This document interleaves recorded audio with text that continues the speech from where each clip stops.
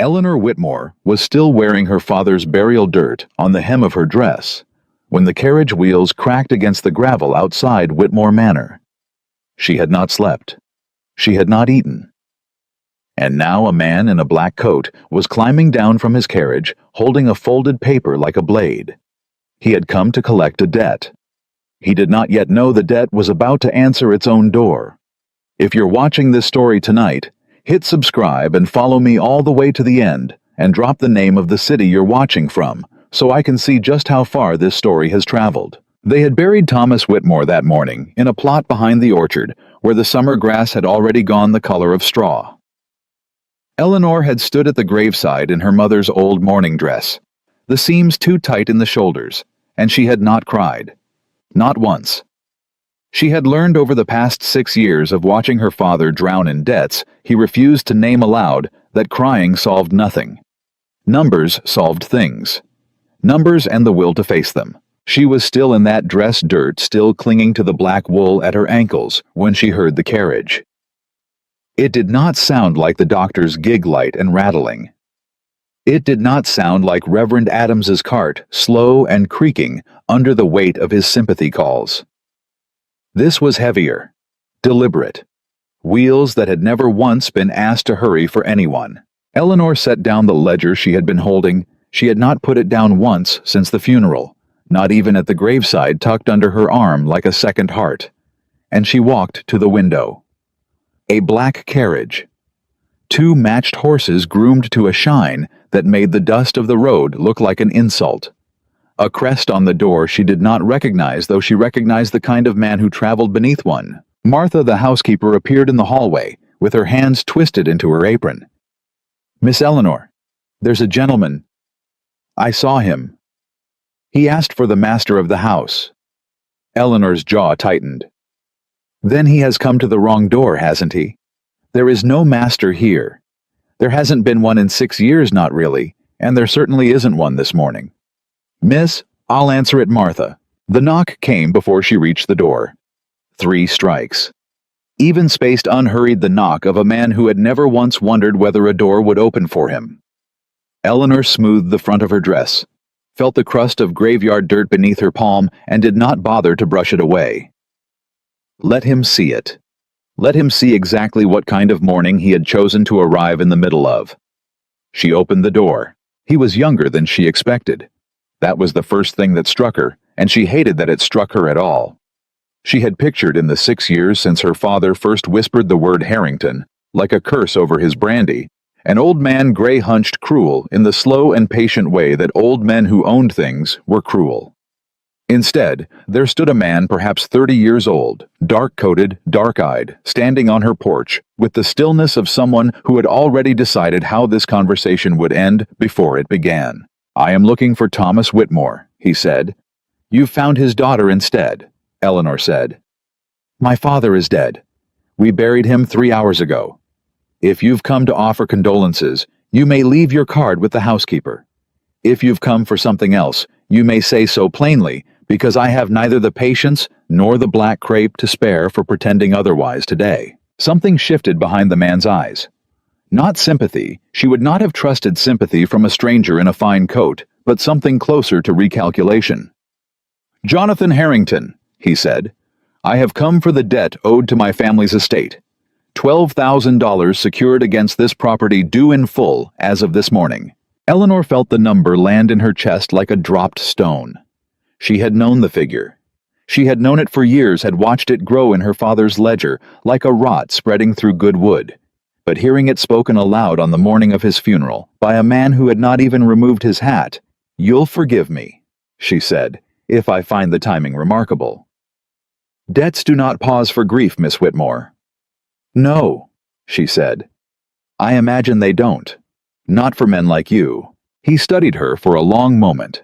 She held his gaze and did not step back, though every instinct in her body told her that was what he expected a woman to retreat, to fetch a father or a brother or a husband who did not exist, to dissolve into the kind of soft weeping that men like Jonathan Harrington had clearly built entire careers around outlasting. She did not weep. "Come in," she said instead. "If we are to discuss $12,000, We will discuss it properly at a table, like two people conducting business, not on a porch, like a man serving a summons to a beggar." She saw the flicker of surprise cross his face before he mastered it. Good. Let him be surprised. It would not be the last time this morning. Inside, she led him not to the parlor, too soft, too much. Her mother's ghost in the faded rose wallpaper, but to her father's study, where the ledgers lived. She sat behind the desk. She did not offer him the chair across from it right away, and when he took it without waiting for permission, she let that pass too. There would be time to correct him. Not yet. "You have papers, I assume," she said. He produced them from his coat, a leather folder worn at the corners, the kind of object that had clearly traveled to many houses on many mornings just like this one. He set it on the desk between them, not sliding it toward her, simply placing it as though the placement itself were a kind of statement. Eleanor opened it. Read. Her eyes moved down the columns of figures, the original loan, the compounding interest, the notations in her father's own shaking hand acknowledging each missed payment, like a man signing his own confession again and again, year after year. 12,000, she said quietly. "And what does the estate propose to do, Mr. Harrington, now that the man who signed these papers is in the ground? The debt does not die with him. It transfers to his heirs, or it is satisfied through seizure of the collateral property." He said it without cruelty, which somehow made it worse than cruelty would have. He said it the way a man reads a weather report. "This house, this land, the orchard, the tenant farms, all of it." "You mean to take my home?" "I mean to collect what is owed." "Those are not the same sentence, Mr. Harrington, though I notice you say them as if they were." He tilted his head slightly. "Do you dispute the debt, Miss Whitmore?" "I dispute the assumption sitting underneath your question," she said. "You arrived expecting to find a Whitmore man to negotiate with. Failing that, you expected a widow's daughter who would weep and sign whatever you placed in front of her. I am neither of those women, sir, and I would ask you to adjust your expectations accordingly before this conversation goes any further." For a moment he said nothing at all. Eleanor watched him, watched the way his gaze moved from her face to the ledger open beneath her hands, to the ink still faintly staining her fingers from the accounts she had been reworking at dawn before the funeral. Before anything. Because numbers were the only thing in the last 6 years that had ever made sense to her when nothing else did. "You keep the books," he said. It was not quite a question. "I have kept them since I was 16 years old, when it became clear my father would rather drink than count. I know every dollar this house owes, and every dollar it is owed in return down to the cent. So no, Mr. Harrington. I do not dispute the debt.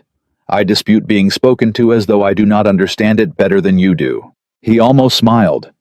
She saw at the corner of his mouth a fraction of movement gone as quickly as it came. "Then perhaps," he said, "you'll understand why I have no interest in wasting the morning." "Nor do I. So let us not waste it. What are your terms?" "There is only one term. Full payment within 30 days, or the property transfers to the Harrington estate effective immediately, and you and your household vacate by the 1st of the month." Eleanor felt something cold settle into her spine, the kind of cold that came not from fear, but from the sudden total clarity of a trap closing. 30 days. $12,000. A dead father, a household of 6 people who depended on this roof, Martha, old Samuel, in the stables, the tenant families on the eastern fields, who had nowhere else to plant their summer crop.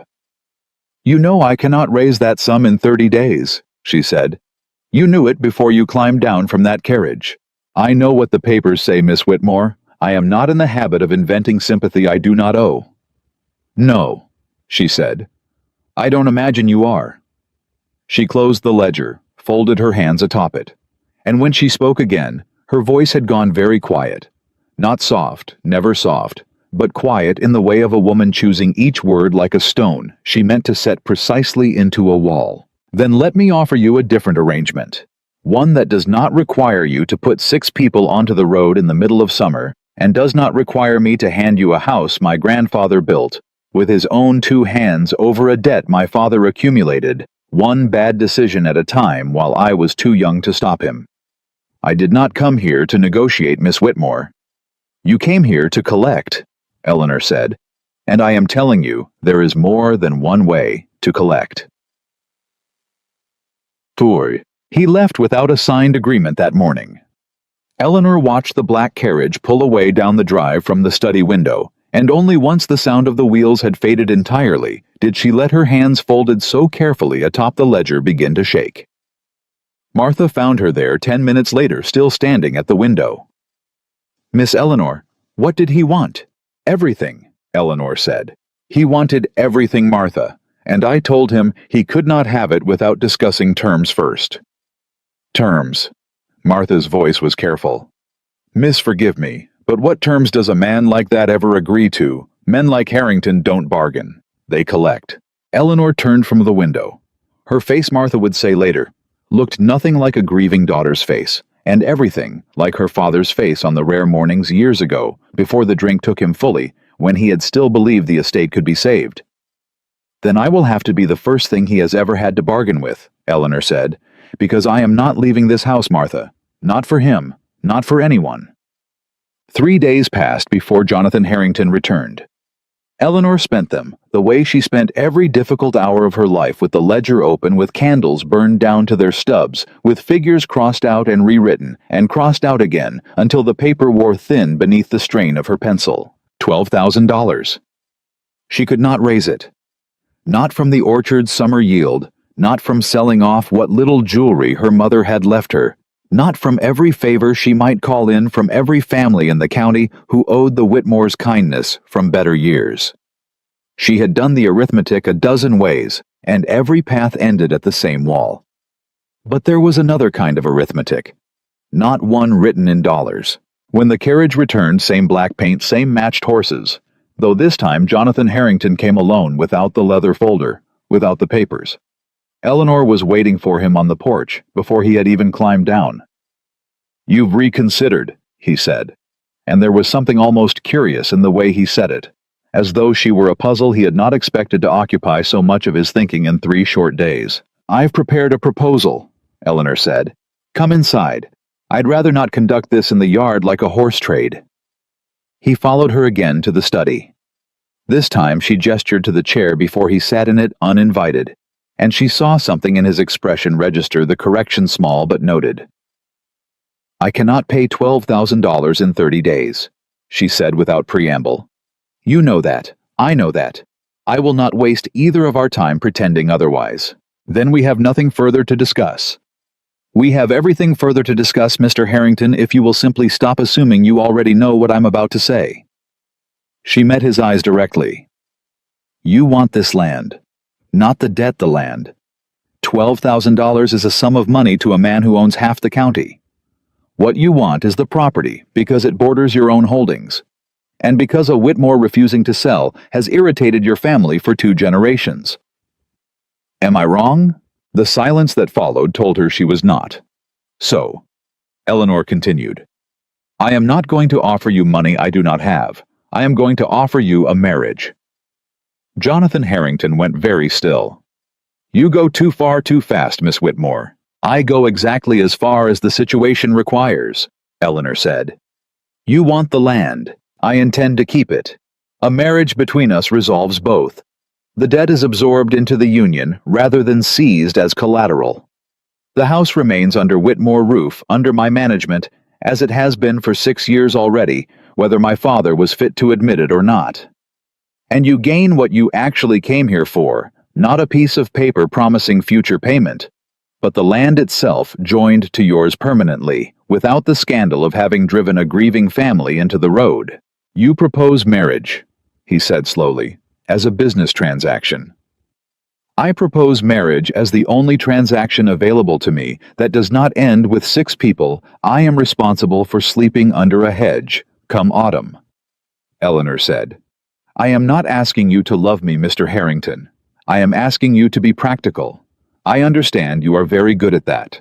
He rose from the chair, walked to the window, the same window she had watched his carriage disappear from 3 days earlier, and stood with his back to her for a long moment. You understand what you are proposing, he said finally, without turning. Not a summer engagement. A binding contract. Your name tied to mine, your household folded into mine for the rest of both our lives. I understand it perfectly. And you would do this, to a stranger, to save a house. I would do this, Eleanor said, to save 6 lives that depend on that house remaining standing. The house is only wood and stone, Mr. Harrington. It is Martha who has no other family. It is Samuel who is too old to find work elsewhere. It is the Coles and the Marburys on the eastern farms who will lose their entire summer planting if they are put off this land with no notice. I am not sentimental about walls. I am responsible for the people inside them. He turned then, studied her the way he had studied the ledger figures 3 days before, carefully, as though searching for the flaw in an equation and not quite finding one. There would be terms, he said. If I agreed to this, I would expect nothing less. 3, I imagine, since you seem the sort of woman who arrives everywhere with a list already prepared. Eleanor almost smiled. Almost. 3, she agreed. First, the house remains under my control. I have run it for 6 years, and I will not hand the accounts to a man who has never set foot inside its kitchen. Second, no lie will be spoken between us regarding the terms of this arrangement, not to each other and not to the county. If we marry for land and survival, we will not pretend to the world it was for romance. And third, she paused. This one cost her more than the others, though she kept her voice level. Third, I will not be discarded, Mr. Harrington, when the debt is settled and the land is yours, and you find you have no further use for the wife who came attached to it. If we marry, I am not a clause to be satisfied and dismissed. I am your wife until one of us is in the ground. Those are my terms. The room held its silence for a long moment. Eleanor did not look away from him, though her heart was beating hard enough that she was certain he could hear it across the desk. Granted, Jonathan Harrington said. It was the last word Eleanor had expected. Not agreement, capitulation, and quicker than any man of his standing had any reason to offer a penniless widow's daughter across a borrowed desk in a house he could have simply taken. Just like that, she said. You mistake me for a man who negotiates for sport, Miss Whitmore. I don't. You have offered terms that solve my problem without costing me a court battle and a county's worth of gossip about a man who evicted a grieving family from their dead father's house. I am not fool enough to refuse good terms, because they arrived from an unexpected direction. Then we are agreed. We are agreed, he said. Though I will tell you plainly, I do not know what kind of marriage this will make, Miss Whitmore. I have never contracted one for land before. I do not know what I am agreeing to beyond the paper. Eleanor stood, extended her hand across the desk, the way she had seen her father do 100 times in better years, sealing a deal with tenant farmers over the harvest. Neither do I, she said. But I know what I am not agreeing to. I am not agreeing to be afraid of you. Start there, and we will discover the rest as it comes. He took her hand. His grip was firm, brief, entirely businesslike, and yet Eleanor felt something in it that unsettled her more than any threat he had made on her porch 3 days before. Not tenderness. Not yet. But attention. The particular attention of a man who had walked into a house expecting to collect a debt and instead found himself shaking hands with the debt's terms. The wedding was arranged within the week, quiet. Small, conducted by Reverend Adams in the same church where Eleanor had buried her father not 10 days before. She wore her mother's gray silk, the only dress in the house not touched by morning black, and she did not cry during the ceremony either, though Martha, standing in the second pew, wept enough for both of them. Jonathan Harrington said his vows in the same flat, measured voice he had used to name the $12,000 debt. Eleanor said hers the same way. Neither of them pretended in front of God or Reverend Adams or the handful of witnesses gathered that this was anything but exactly what it was. It was only afterward, standing outside the church in the summer heat, that the county began to understand what had actually happened. Married. Old Mrs. Abernathy was heard to say to her daughter, loud enough that Eleanor caught every word from 10 feet away. Married that cold Harrington man not 2 weeks after burying her own father. Some women will do anything to keep a roof, I suppose. Eleanor did not turn, did not flinch. She had expected this, had known the moment she proposed the arrangement that the county would draw its own conclusions, and would draw them unkindly. Let them. She had 6 people fed and housed. She had a debt satisfied without a single family put onto the road. Whatever the whispers cost her, she had already decided it was a price worth paying. But beside her, she felt Jonathan Harrington go very still. "You needn't defend me," Eleanor murmured, not looking at him. "I've heard worse said about my father's drinking for years. I can survive being called a fortune hunter over my own home." "I wasn't planning to defend you," he said. "I was planning to correct her." Before Eleanor could stop him, he had turned toward Mrs. Abernathy, his voice carrying with the same flat control he used for everything. "Mrs. Abernathy," he said, "my wife did not marry me to keep a roof. She marries me to keep 6 people fed, who have no other means of feeding themselves at considerable cost to her own reputation, which she understood perfectly well. She was risking the moment she proposed it. I would ask you to reserve your judgment for men who deserve it more than she does. I can think of several. I am occasionally one of them." Mrs. Abernathy's face went the color of the church's whitewashed steeple. She said nothing further. Eleanor stared at her new husband, genuinely startled for the first time since he had knocked on her door 3 strikes even. "That was unnecessary," she said quietly once they had walked on. "Perhaps," Jonathan said. "But it was true, and I find I have very little patience left for things that are not." The first weeks at Harrington House taught Eleanor more about her husband's world than 6 years of her father's whispered warnings ever had. The estate was vast, larger than Whitmore land had ever been, even in its best years, and it was, she discovered within days, in worse condition than anyone in the county suspected. She found the first irregularity by accident 3 weeks into the marriage, going through the household accounts at Jonathan's own request. He had handed her the ledgers without ceremony one evening, saying only, "You manage numbers better than any man I employ. I would rather have the truth from you than flattery from them." It had taken her 4 days to find what she was looking for, and what she found made her blood go cold. "Mr. Harrington?"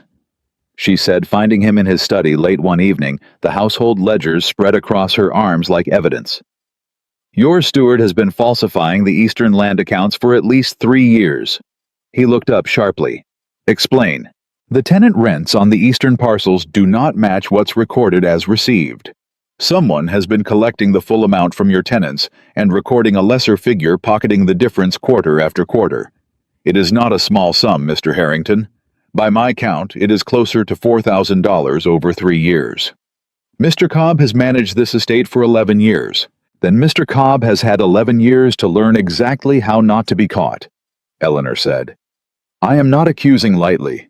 I am showing you the numbers. You may verify them yourself, though I suspect you will find I am not wrong." Jonathan rose from his desk and crossed to where she stood, taking the ledgers from her hands. He studied the pages in silence for a long moment, long enough that Eleanor began to wonder if she had overstepped, married 3 weeks into a house not yet her own, already accusing his most trusted employee of theft. But when he looked up, there was no anger in his face. Only a kind of grim, focused attention she had not seen from him before. "You're right," he said quietly. "God help me, you're right, and I have been paying this man's wages for 3 years while he robbed my own tenants blind." "What will you do? What would you do, Mrs. Harrington?" The question startled her. Not the substance of it, but the address. Mrs. Harrington. It was the first time he had called her that, and something in the way he said it, quiet and direct, made her chest tighten in a way she did not have time to examine. "I would not confront him tonight," she said, recovering. "Not until we know the full scope of it. If he is stealing from the Eastern tenants, I would want to know whether he is stealing elsewhere too. The Western fields, the mill accounts, the timber sales. Confront him too soon, and he will have time to burn what records remain.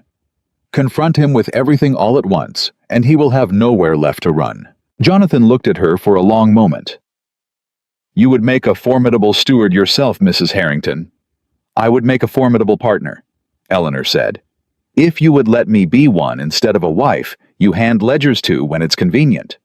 Something shifted in his face, not quite a smile, but close enough to its cousin that Eleanor felt it land somewhere beneath her ribs. "Then start tomorrow," he said. "Pull every account this estate has touched in the last 5 years. If Cobb has been stealing from me, I want to know exactly how deep the rot goes before I cut it out." They worked side by side for the better part of 2 weeks after that. Not husband and wife. In any sense the county would have recognized, but two minds bent over the same ledgers late into the night, chasing numbers through columns that Cobb had clearly hoped no one would ever read closely enough to question. It was during those long evenings, candles burning low, that Eleanor began to see the man beneath the cold collector who had knocked on her door. He did not speak easily of himself. She learned in fragments that his father had died when Jonathan was 19, leaving him an estate and a title and a county's worth of expectation, with no one to teach him how to carry either. He had built the reputation of a man who collected debts without mercy, not because he enjoyed cruelty, she came to understand, but because mercy once early in his tenure as master of the estate had nearly cost him everything. A tenant he had forgiven a debt to had used the reprieve to strip the land and vanish, leaving Jonathan to explain the loss to creditors of his own. "So, you stopped forgiving?" Eleanor said one evening, the two of them still bent over Cobb's falsified accounts, candlelight, throwing long shadows across the desk between them. "I stopped assuming mercy would be repaid with anything but advantage taken," Jonathan said. "It is a poor way to run an estate. I am aware it is likely a worse way to run a marriage." "It is not the worst way," Eleanor said. "The worst way would be pretending affection you do not feel in order to extract compliance you have not earned. At least your coldness was honest. Is that meant as forgiveness?" "It's meant as an observation," Eleanor said. "I have not decided yet whether to forgive you for the porch, Mr. Harrington. Ask me again once we've finished dismantling Cobb's little empire of theft. I find I am generally in a better mood once a fraud has been properly exposed." That earned her, for the first time since she had opened her door to him 10 strikes and 1 funeral ago, something that was unmistakably a real smile. The confrontation with Cobb, when it finally came, was swift and merciless in exactly the way Eleanor had recommended. Every falsified account laid out at once, every quarter of stolen rent documented in her own careful hand, leaving the steward no room to claim confusion or coincidence. He was dismissed within the hour, escorted from the estate before sundown, and word of it moved through the county faster than either of them expected. It was 2 days later, in the aftermath of Cobb's dismissal, that a different kind of visitor arrived at Harrington House, one Eleanor had not anticipated, and one whose arrival would prove far more dangerous than any steward's petty theft. A carriage, pale and elegant, pulled up the long drive in the late afternoon light. Eleanor watched from the parlor window as a woman stepped down from it, dark-haired, beautifully dressed, moving with the particular unhurried grace of someone who had never once doubted her welcome anywhere she chose to arrive. "Who is that?" Eleanor asked Martha, who had followed her from Whitmore Manor into the new household and stood now at her shoulder. Martha's face had gone carefully blank in the way it always did when she knew something she did not wish to be the one to say aloud. "That Miss Eleanor, Mrs. Harrington. I mean, that is Catherine Ellsworth." "And who is Catherine Ellsworth to this house?" Martha hesitated. "Before you, ma'am. The county always assumed she and Mr. Harrington would marry. Everyone assumed it these past 2 years. And then he rode out to collect a debt from a dying man's estate, and came home with a wife instead." Eleanor watched the woman glide toward the front door unannounced, unhesitating, as though she had walked through it 1,000 times before, and saw no reason her welcome should have changed. Something cold and certain settled into Eleanor's chest. Not fear exactly, but the particular clarity of a woman who understood in a single glance through a parlor window that the true fight for Harrington House had not yet begun. Cobb's theft had been numbers on a page solvable with enough candlelight and careful arithmetic. This was going to be something else entirely. She smoothed the front of her dress. No graveyard dirt this time. Only the fine gray silk that was hers. Now mistress of this house by contract and by will. And she walked to answer the door herself before Martha or any servant could reach it first. Whatever Catherine Ellsworth had come to say, Eleanor intended to hear it standing and to answer it the same way she had answered every threat to her home since the morning a stranger's carriage first cracked against her gravel. She would not be the one who flinched. Catherine Ellsworth did not wait to be announced. She stepped through the doorway the moment Eleanor opened it, moving past her into the front hall, as though she were reclaiming ground rather than entering a house for the first time as a guest. Her gloves came off finger by finger, unhurried, and she looked around the entryway, the way a woman looks at a room she has redecorated in her mind 100 times before ever setting foot in it. "You must be Eleanor," she said. "I confess I expected someone taller." "And I confess I wasn't expecting anyone at all," Eleanor said. "Mrs. Ellsworth, is it?" "Miss Ellsworth?" Catherine's smile arrived and departed in the space of a breath. "Though I suppose that detail interests you more than it should." "It doesn't interest me in the slightest," Eleanor said. "I only ask because a woman generally likes to know the correct name of whoever has walked uninvited into her home." Something flickered across Catherine's face, brief, sharp gone before it could be named. "Your home," she repeated. "How quickly that word settled on your tongue. 3 weeks a bride, and already you say it as though you were born within these walls." "I say it because it's true," Eleanor said.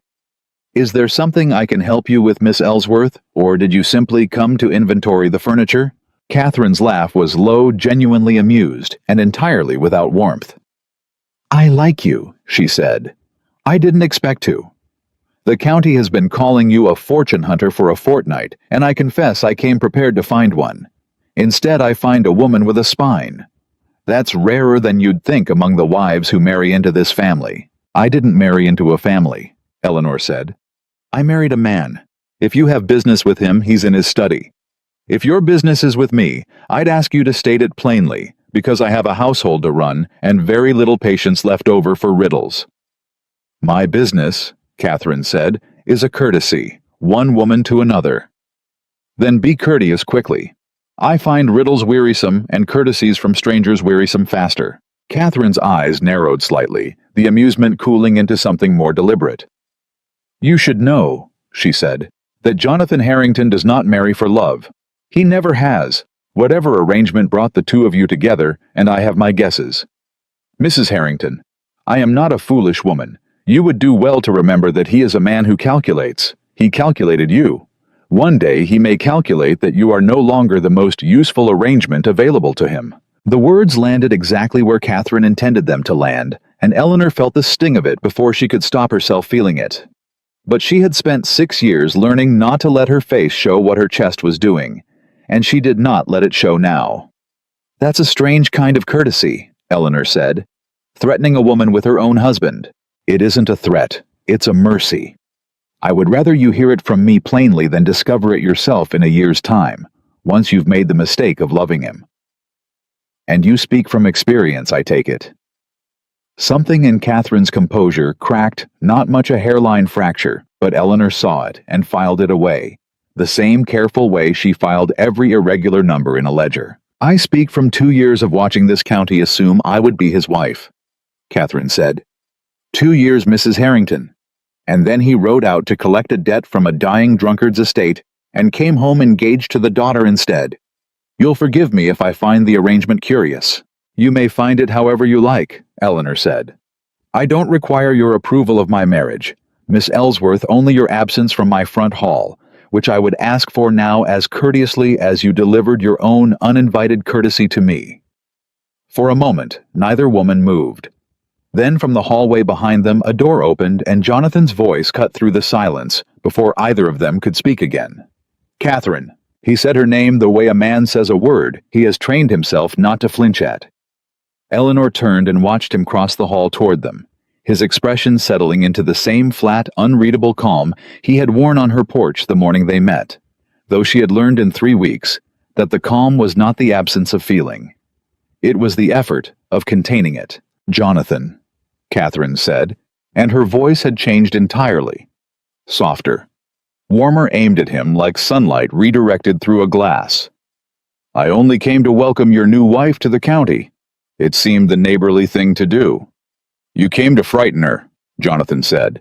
"I know you well enough for that, Catherine. 3 weeks is not so long that you'd forget the particular way I know you. Catherine's composure did not break, but it thinned visibly the way ice thins before the crack shows. "I only told her the truth," she said. "That you are a man who calculates. Or has that changed too, along with everything else this summer?" "What's changed," Jonathan said, "is that you are no longer welcome in this house without an invitation. Catherine, I would ask you to remember that the same way I've remembered every kindness and every unkindness you've shown me over the years, carefully and in full." The silence that followed was its own kind of violence. Catherine looked between the two of them, and Eleanor watched something calculating settle into her expression, replacing the wounded softness like a curtain dropping. "As you wish," Catherine said finally. She drew her gloves back on finger by finger, the same unhurried motion she'd used to remove them. "I'll see myself out. I generally do." She paused at the door and turned back once more, and this time her eyes went to Eleanor and stayed there. "You should ask your husband," she said, "about the Eastern Land Survey from 4 years ago, the one Cobb filed just before the Whitmore debt was first recorded against your father's property. I only mention it as a courtesy, Mrs. Harrington. One woman to another." Then she was gone, the carriage wheels already turning, before either of them could reach the window. Eleanor stood very still in the front hall for a long moment after the sound of the wheels had faded entirely. "What survey?" she said finally. Jonathan's jaw tightened. "I don't know. I've never heard of it. She said Cobb filed it, 4 years ago, before my father's debt was ever recorded." Eleanor turned to face him fully now, and she could feel the old cold clarity settling into her chest, the same clarity that had let her stand unflinching on her own porch the morning he came to collect what he believed he was owed. "Jonathan, what if the debt was never real to begin with?" "Don't," he said, and there was something almost pleading in the single word which startled her more than anything Catherine had said. "Don't build a conspiracy out of a jealous woman's parting shot, Eleanor. Catherine says things to wound. It's the only weapon she has left now that I've married someone else." "Maybe," Eleanor said. "Or maybe she just handed us the only honest thing anyone in this county has said to me since the day I buried my father." She found the survey 2 days later in the bottom drawer of Cobb's abandoned office, the same office they had cleared out after his dismissal, the same drawers Eleanor had already gone through once cursorily in search of anything else the man might have stolen. She had not looked closely enough the first time. She looked closely now. The document was old. The ink faded to the color of weak tea, but the signature at the bottom was unmistakable. Josiah Cobb, Land Surveyor, dated 4 years past, describing the eastern boundary between Harrington and Whitmore Holdings, with a line drawn 6 feet further onto Whitmore land than the original deed allowed. 6 feet did not sound like much. Until Eleanor traced the line across the entire eastern boundary mile after mile, and understood that 6 feet compounded over 4 miles of shared border was not 6 feet at all. It was nearly 11 acres. 11 acres of prime bottomland quietly redrawn onto Harrington ledgers, 4 years before her father's debt was first recorded, 4 years before a Whitmore signature ever appeared on a loan document naming Harrington as creditor. Her hands were not steady when she carried the document to Jonathan's study that evening. "I need you to look at this," she said, "and I need you to tell me I'm wrong." He read it in silence.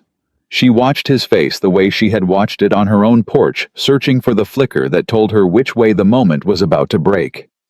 "This is Cobb's hand," he said finally. "Yes. This redraws the boundary. Yes, Eleanor." He looked up at her, and for the first time since she had known him, she saw something in his face that looked almost like fear. "If this line is false, if Cobb altered the boundary before your father's debt was ever recorded, then the debt itself may have been built on stolen land," Eleanor finished. "My father may have owed you money for 11 acres that were never yours to claim in the first place, which means the entire foundation of the debt that brought you to my door is fraudulent," Jonathan said. The word came out of him low and rough, like something being pulled up from underneath a great weight. "God help me, Eleanor. If this is true, I didn't seize your home over an honest debt. I seized it over a theft I never knew was committed in my own name." "You didn't seize anything," Eleanor said. "I offered you a marriage before you could." "That is not the mercy you think it is," Jonathan said. "If Cobb built this fraud to move your family's land into mine, then everything that followed the debt, my carriage on your gravel, the paper I put in front of you the morning of your father's funeral, all of it traces back to a lie I never questioned closely enough to catch." Eleanor sat down slowly across from him, the survey still trembling faintly in her hands.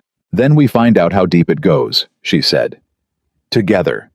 Because if Cobb falsified one boundary, Jonathan, I promise you he did not stop at one.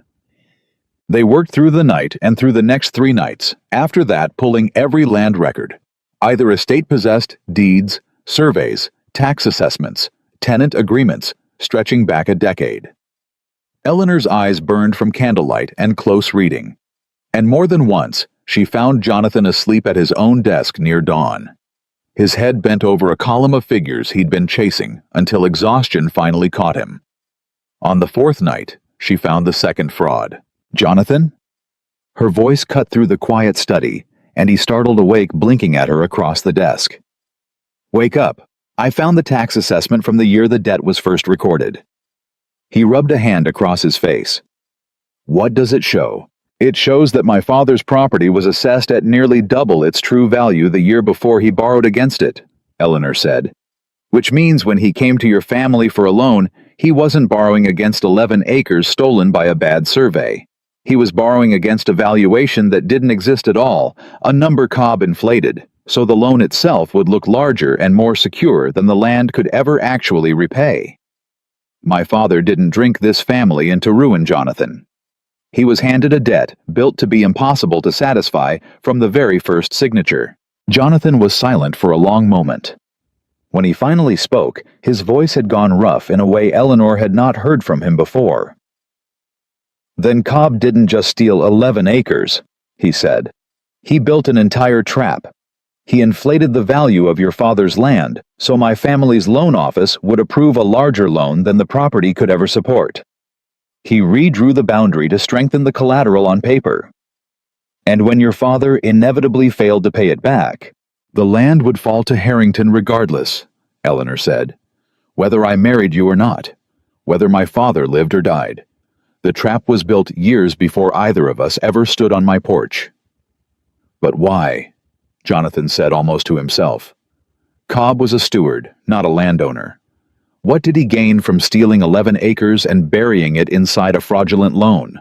Eleanor had already been turning that question over for the better part of an hour, and the answer she had arrived at sat cold and heavy in her chest. "Unless he wasn't stealing it for himself," she said. "Unless someone paid him to build the trap. Someone who wanted Whitmore land folded into Harrington Holdings badly enough to falsify records for 4 years running, and patient enough to wait for the debt to finally come due." Jonathan looked at her, and she watched the same thought arrive in his own eyes, a half-second behind hers. "Catherine," he said. "She told me about the survey," Eleanor said. "Herself. Unprompted, standing in your front hall. A woman doesn't hand you the thread that unravels her own scheme, Jonathan, unless she's either very foolish or very confident you'll never pull it far enough to reach her." "Catherine is not foolish." "No," Eleanor said. "She isn't. Which means either she wanted us to find this for reasons I can't yet guess, or she's confident that whatever trail leads back to her is buried too deep for 2 people with a stack of borrowed ledgers to ever reach it."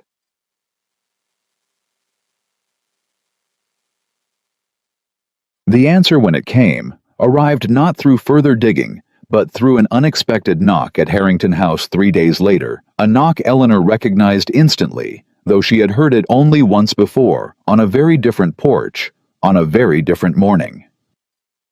3 strikes, even, unhurried. She reached the door before any servant could, some instinct telling her this particular visitor deserved to be met by her directly. But it was not Catherine standing on the step. It was an old man, weathered and stooped, holding his hat against his chest with both hands the way men hold hats when they've come to confess something.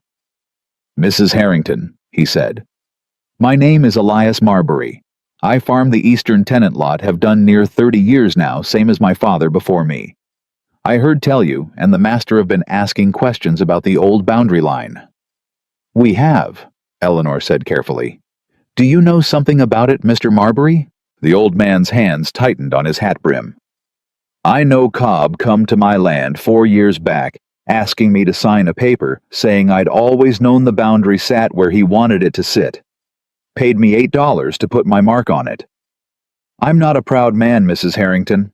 I had 5 children and a bad harvest that year, and $8 was $8. But I've carried it since, and when I heard you and the master were finally asking the right questions, I figured it was past time an old man's conscience caught up with his signature." Eleanor felt her pulse quicken. "Did Cobb say who wanted the boundary moved? Mr. Marbury? Did he ever mention a name?" The old farmer hesitated, glancing past her toward the house as though he half expected someone to appear behind her and stop him from answering. "He didn't say a name outright," Marbury said slowly. "But I recall him saying, and forgive me, ma'am, if my memory's gone soft with the years, I recall him saying he answered to a lady now, not just to the Harrington estate. Said she paid better and asked fewer questions about what a man did to earn it." The words dropped into the silence between them like a stone into still water. "A lady," Eleanor repeated. "That's all I know, Mrs. Harrington. I swear it on my children's lives. But I thought you ought to hear it from an honest mouth, whatever's left of one, before it's too late to matter." Jonathan's face when Eleanor relayed the old farmer's words to him that evening had gone the color of ash. "It isn't proof," he said, though his voice carried none of the conviction the words were meant to hold. "An old man's memory of a conversation 4 years past isn't proof of anything, Eleanor." "No," Eleanor agreed. "But it's a second thread pointing the same direction as the first. And I have learned keeping ledgers since I was 16 years old that when 2 threads point the same direction independently, a wise woman stops calling it coincidence and starts calling it a pattern." Jonathan sat down heavily, the fraudulent survey still spread across his desk from their earlier work, and pressed both hands against his eyes. "If Catherine built this," he said, "if she spent 4 years constructing a fraud specifically to force your family's land into mine, specifically to force a debt that would eventually bring me to your door, then she wanted this marriage to happen," Eleanor said quietly, finishing the thought neither of them had wanted to say aloud yet. "Not prevented it, engineered it. Which makes no sense, Jonathan, unless she never expected me to marry you," Jonathan said. "Unless she expected the debt to simply seize your land cleanly without complication, and instead I did something she never accounted for." "You proposed nothing," Eleanor said. "I did. I offered you marriage before you could take the house by force. And in doing so," Jonathan said slowly, "you broke whatever plan she'd spent 4 years building. She didn't want your land folded into mine through marriage, Eleanor. She wanted it seized outright cleanly, so that when Catherine and I eventually married, as the entire county always assumed we would, the Harrington estate would simply have absorbed the Whitmore holdings as spoils with no wife, no widow, no inconvenient woman standing in the way of the arrangement she'd always intended for herself." The full shape of it settled over Eleanor slowly, and with it came a cold, furious clarity she had not felt since the morning she stood on her own porch and refused to let a stranger see her cry. "She built a trap to steal my family's land," Eleanor said, "so that she could marry into it herself once it belonged to you. And when I refused to be seized quietly when I offered marriage instead of surrender, I became the one obstacle her entire scheme never accounted for." "Eleanor," Jonathan's voice had gone very quiet, "if this is true, we cannot simply confront her the way we confronted Cobb. Catherine Ellsworth's family carries weight in this county that mine can match but not overpower. If she learns we suspect her before we have proof strong enough to survive a courtroom, she will bury every thread before we can pull a single one free." "Then we don't confront her," Eleanor said. "We build the proof first. Every survey, every falsified valuation, every tenant Cobb paid to lie, we gather it all quietly, the same way she built her trap. And when we're finished, Jonathan, we hand her nothing she can burn, deny, or explain away." He looked at her for a long moment, something shifting behind his eyes that Eleanor could not quite name, not quite admiration, not quite fear, but some tangled cousin of both. "You realize," he said, That if we're right about this, we are no longer simply defending a marriage of convenience against county gossip. We are preparing to accuse one of the most powerful families in this county of fraud theft and a 4-year conspiracy to steal land through a falsified debt. I am aware, Eleanor said. I have been aware since the moment Elias Marbury stood on your porch with his hat in his hands. The question, Mr. Harrington, is whether you are prepared to stand beside me when it comes time to prove it, or whether you'd rather I face Catherine Ellsworth the way I faced you, alone on a porch with nothing behind me but a ledger and a refusal to be afraid. Something in his face broke open, then not weakness, but the particular vulnerability of a man setting down a weight he had carried so long he'd forgotten it could be shared. You will not face her alone, Jonathan said. Not Catherine, not anyone. I made that mistake once already, Eleanor letting you stand on your own porch while I decided whether to trust you. I don't intend to make it twice. The investigation deepened over the following 2 weeks into something far larger than either of them had first imagined. Eleanor traveled the eastern tenant farms herself, speaking quietly with families who had signed papers they barely understood in exchange for money they badly needed. Gathering testimony the way she gathered numbers patiently, exactly without embellishment. She found 3 more farmers willing to speak once Elias Marbury's confession had loosened something in the county's collective silence. Each account matched the last. Cobb appearing alone, offering money for signatures on documents few of them could fully read, always mentioning carefully, almost carelessly, that he answered to someone who paid better than the Harrington estate ever had. Jonathan, meanwhile, rode to the county land office and requested the original deed records for every parcel along the disputed boundary going back 15 years. What he found there confirmed what Eleanor had already suspected from the ledgers. Alone, the original Whitmore boundary, recorded decades earlier in Eleanor's grandfather's own hand, matched none of Cobb's later surveys. The land had been stolen in slow, patient increments, each redrawing small enough to escape notice, each one moving the line further onto Whitmore soil. 15 years, Jonathan said, laying the old deed beside Cobb's fraudulent survey on his desk one evening, the 2 documents side by side, like accused and accuser. This didn't take 4 years to build, Eleanor. It took 15. Someone has been patiently stealing your family's land since before either of us were old enough to understand what an acre was worth. 15 years, Eleanor repeated slowly. Catherine Ellsworth would have been a child when this began, which means, Jonathan said, either she inherited a scheme her family began before her, or... He stopped. Eleanor watched the thought land in his face before he finished it. Or her family has been planning to fold Whitmore land into their own holdings for a generation. Eleanor finished for him, and Catherine was simply the one left to complete it once she understood I intended to marry you before she could. What? The confirmation came from the last place either of them expected, a letter unsigned, delivered to Harrington House by a boy who could not say who had paid him to carry it, containing a single line in careful, deliberate handwriting. Ask Cobb where he's living now, and who pays his rent. Eleanor turned the paper over twice, searching for any mark that might identify its author, and found nothing. Someone wants us to find him, she said. Or someone wants us to walk into a trap, Jonathan said. Eleanor, we cannot simply follow an anonymous note into whatever waits at the end of it. We cannot simply ignore it either, Eleanor said. Not when it's the first thread in 3 weeks that might actually lead somewhere, instead of simply confirming what we already suspect. Jonathan, we have theft. We have fraud. We have farmers willing to testify that Cobb paid them to lie. What we do not have is Cobb himself, or a single word from his own mouth, naming who he answered to. If this note leads to him, it may be the only chance we get to hear it plainly, before Catherine has time to make certain he never speaks again. Jonathan's jaw tightened at the implication buried in her final words, but he did not argue against it. They both understood by now precisely how much was at stake, and precisely how far a family accustomed to 15 years of patient theft might be willing to go to protect what remained unproven. Then we go together, Jonathan said.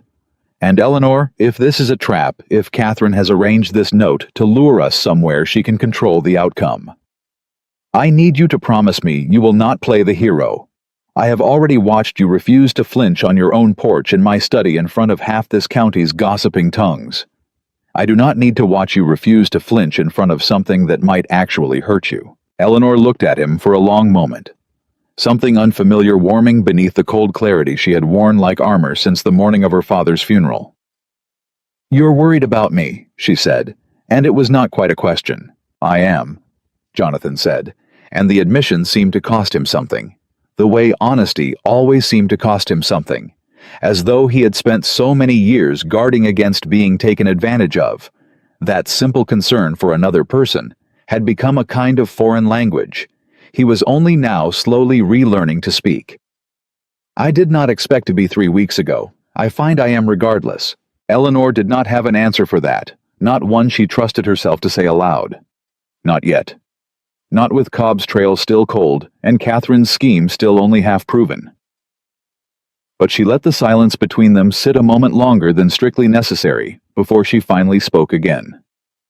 "Then don't lose me to a trap before we've finished proving what she did," she said. "I have too much left to prove myself for that." They found Cobb 2 days later in a rented room above a tavern on the far edge of the county, paid for. The tavern keeper admitted freely once Jonathan's name, and a few careful dollars loosened his tongue by a standing account under the name of Ellsworth.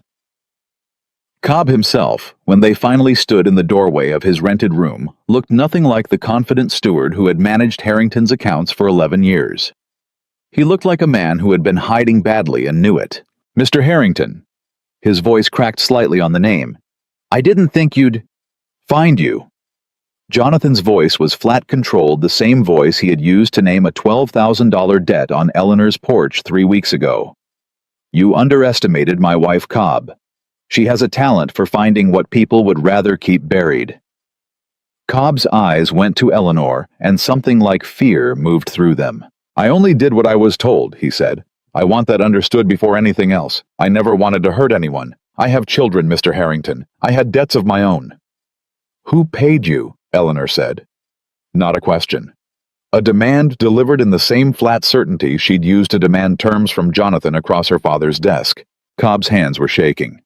"If I tell you, she'll ruin me. She's already threatened as much once she learned you two were asking questions the county wasn't supposed to be asking." "And if you don't tell us," Jonathan said, "I will ruin you myself." Cobb slowly and thoroughly, with every legal weapon a 15-year fraud against my own family gives me the right to use. I would consider very carefully which ruin you'd rather survive. The old steward's composure finally broke. "Catherine Ellsworth." He said the name coming out of him in a rush, as though he'd been holding it behind his teeth for weeks and could no longer bear the weight of it. Her father started it near 15 years back, when the Whitmore land first started showing weakness. Catherine took it over herself once he passed 3 years ago. She paid me to move the boundary, inflate the valuation, keep the debt growing faster than old Whitmore could ever hope to pay it down. She wanted the land folded quiet into Harrington Holdings, so that when she finally married you, Mr. Harrington, it'd come to her as good as inherited, with no one left alive who'd ever think to question how it got there. The silence that followed was total. "Will you say this before a magistrate?" Jonathan said finally. "The same way you've said it to us." Cobb's face had gone the color of old paper. "She'll destroy me if I do." "I will destroy you if you don't," Jonathan said. "And unlike Catherine Ellsworth Cobb, I am standing directly in front of you right now with every reason in the world to make good on the promise. Choose which ruin you'd prefer to survive and choose it quickly. My patience for this conversation is very nearly finished." Eleanor watched the old man's shoulders finally cave beneath the weight of 15 years of someone else's secrets, and she understood with the same cold certainty that had carried her through every hard morning since her father's funeral, that whatever came next, the trial, the scandal, Catherine's inevitable fury, once she understood her scheme had finally come undone, none of it would be gentle, and none of it would be quiet. But for the first time since a stranger's carriage had cracked against her gravel 3 weeks in a lifetime ago, Eleanor did not feel like a woman standing alone against a debt she never owed. She felt like a woman standing beside someone who had finally entirely chosen her side. Cobb's confession did not stay quiet for long. Within 2 days, word had reached the county magistrate's office that a formal complaint of fraud was being prepared against the Ellsworth estate. And within 3, the news had traveled far enough that Eleanor could feel the shift in every glance thrown her way at Market, every whisper that stopped a half-beat too late when she entered a room. "You understand what happens now?" Jonathan said, the two of them seated across from each other in his study, the affidavit from Cobb sitting between them, alongside Elias Marbury's signed statement and every falsified survey they had gathered. "Once this becomes public, Catherine will not simply retreat. A woman who spent 15 years building a fraud, this patient does not surrender because she's been caught. She adapts." "Then let her adapt," Eleanor said. "We have Cobb's confession. We have the boundary records. We have 4 tenant farmers willing to testify under oath. What exactly does she have left to fight with?" "Reputation," Jonathan said quietly. "And in this county, Eleanor's reputation has settled larger disputes than truth ever has." He was not wrong. Eleanor discovered exactly how right he was. 3 days later, when Martha came into the study white-faced, holding a copy of the county circular that had been left at every door in the district that morning. "Miss Eleanor," Martha said, and her voice shook in a way Eleanor had not heard since the morning of the funeral. "You'd best read this yourself." Eleanor took the paper. The headline sat across the top in bold, deliberate type questions raised over Whitmore marriage-forged documents suspected in hasty union. Her stomach dropped before she'd even finished the first line. The article, unsigned but unmistakably sourced from someone close to the Ellsworth family, laid out an entirely different story than the truth Eleanor and Jonathan had spent 3 weeks assembling. It claimed that Eleanor Whitmore had forged her father's signature on documents extending the family's debt in the final weeks before his death, manufacturing a crisis urgent enough to justify a hasty marriage to a wealthy man before anyone could examine the estate's true finances too closely. It claimed the survey Eleanor had discovered in Cobb's abandoned office had in fact been planted there by Eleanor herself, in a scheme to discredit an honest steward and cover her own father's mismanagement. It named her twice as a fortune hunter. It called Jonathan gently but unmistakably a man deceived. "She's turned it," Eleanor said, and her voice had gone very quiet, very still, the same stillness that had once carried her through a stranger's demand for $12,000 on her own front porch. "Everything we found. Everything Cobb confessed. She's taken it and turned it around, and now the county will read this before they ever hear a single word of the truth." "Eleanor, she's very good at this, Jonathan." Eleanor set the paper down with hands that did not shake, though everything beneath her ribs was shaking plenty. 15 years patient enough to steal land 1 inch at a time. Of course, she knew exactly how to turn a confession into an accusation the moment it threatened her. The whispers grew louder over the following week, exactly as Jonathan had warned they would. Eleanor felt it every time she stepped outside Harrington Land, the way conversations stopped when she passed.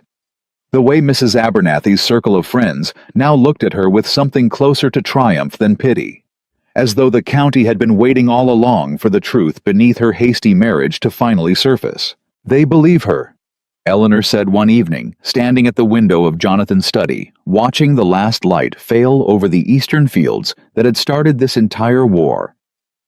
"Not all of them, but enough." "They believe the story that arrived first and loudest," Jonathan said. "That is not the same as belief in truth, Eleanor. It is only belief in whoever spoke soonest. Does the distinction matter if the outcome is the same? If the magistrate hears her version before he hears ours? If the county has already convicted me of forgery before a single witness has been called? It matters because we still have Cobb," Jonathan said. "We still have Marbury. We still have 4 tenant farmers and 15 years of falsified surveys sitting in this study. Eleanor, and none of that has changed simply because Catherine printed a clever lie before we had the chance to print the truth." Eleanor turned from the window. "Then we need Cobb to testify, publicly, before the county has time to convince itself the article was the truth and our evidence is the fabrication." "Cobb is terrified," Jonathan said. "You saw him yourself. A man that frightened does not make a reliable witness under public pressure." Catherine's family has resources ours cannot fully match if she offers him money to disappear, or worse, threatens him into silence. Then we protect him, Eleanor said. We bring him here under this roof until the hearing. We do not give her the chance to reach him again. They moved Cobb to a tenant cottage on Harrington land 2 days later, under quiet guard, and for a short while it seemed the ground beneath them had steadied. Eleanor spent her mornings preparing the formal complaint with the county solicitor, her afternoons cataloging every fraudulent document into an order clear enough that even a hostile magistrate could not dismiss it as coincidence, and her evenings more often than not in Jonathan's study, the two of them working in a silence that had stopped feeling like strangers sharing a desk, and started feeling, Eleanor realized with some private alarm, like something closer to partnership than either of them had bargained for at the start. It was during one of those evenings, candles burning, low papers spread between them, that Jonathan finally set down his pen and looked at her for a long moment without speaking. "What?" Eleanor said, not looking up from the ledger in front of her. "Nothing," he said. Then after a pause, "I keep thinking of the morning I came to your door." Eleanor's pen stilled. "What of it?" "I thought I was collecting a debt from a ruined family," Jonathan said. "I thought I would find weeping or begging, or a house already halfway surrendered before I'd even climbed down from the carriage. Instead, I found a woman standing in the doorway with graveyard dirt on her dress, refusing to step back." "You've mentioned before that I surprised you. I don't think I ever told you how much," Jonathan said.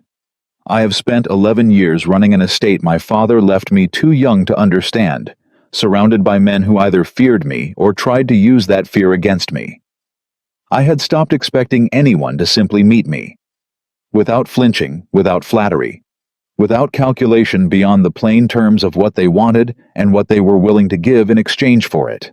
Eleanor felt something tighten in her chest, unfamiliar and unwelcome in its familiarity. "I offered you a business arrangement, Jonathan. Don't mistake it for something softer than it was." "I'm not mistaking anything," Jonathan said. "I'm simply telling you that the arrangement stopped feeling like business to me somewhere between the Eastern Boundary Survey and tonight, and I thought you deserved to know that, rather than discover it by accident." The silence that followed held more weight than either of them seemed prepared to carry. Eleanor looked down at the ledger in front of her, at the careful columns of numbers that had been the only language she trusted for 6 long years, and found for the first time in longer than she could remember that the numbers were not enough to hold her attention. "Jonathan," she said quietly, "we have a hearing to prepare for. A woman who has spent 15 years stealing my family's land, and a steward hiding in a tenant cottage who may lose his nerve before he ever reaches a magistrate's chair. I don't have room tonight for whatever this is." "I know," Jonathan said. "I'm not asking you to make room tonight. I'm only asking you to remember once the hearing is finished that I said it." Eleanor did not answer, but she did not look away from him either, and something in that unspoken exchange settled between them like a promise neither was yet ready to name aloud. The blow, when it came, arrived without warning 3 days before the scheduled hearing. Eleanor woke to Martha's frantic knocking before dawn, the housekeeper's face bone white in the low candlelight. "Miss Eleanor, the cottage. Cobb's cottage." Eleanor was out of bed and dressed before Martha finished the sentence, some cold certainty already settling into her stomach even before she heard the rest. "He's gone," Martha said. "The guard found the door open at first light. No sign of struggle, but there's a note Miss Eleanor left on the table in his own hand, far as anyone can tell." Eleanor reached the cottage with Jonathan close behind her, both of them moving through the pale early light with the particular urgency of people who already suspected before they arrived exactly what they would find. The note was short. Eleanor read it twice before the words fully settled. "I cannot testify. She's promised to see my children ruined if I speak against her, and promises made to defend theft against a stranger's land are not worth my own family's safety. I am sorry, Mrs. Harrington.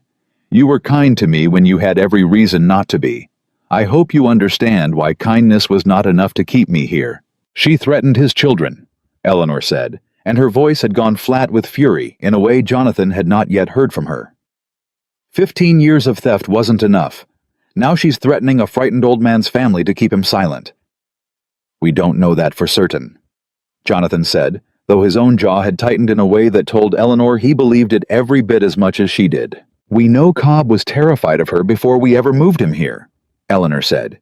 We know he vanished 3 days before he was meant to testify, leaving behind a note that all but names her as the reason. Jonathan, without Cobb's testimony, what remains of our case? A survey that Catherine's solicitor will simply argue could have been planted. Farmers who signed papers years ago and can be made to look like disgruntled tenants inventing grievances. Without Cobb standing before that magistrate and naming her plainly, we have threads. We do not have proof strong enough to survive her family's weight in this county. Jonathan was silent for a long moment, staring at the abandoned cottage, at the note still trembling faintly in Eleanor's hand.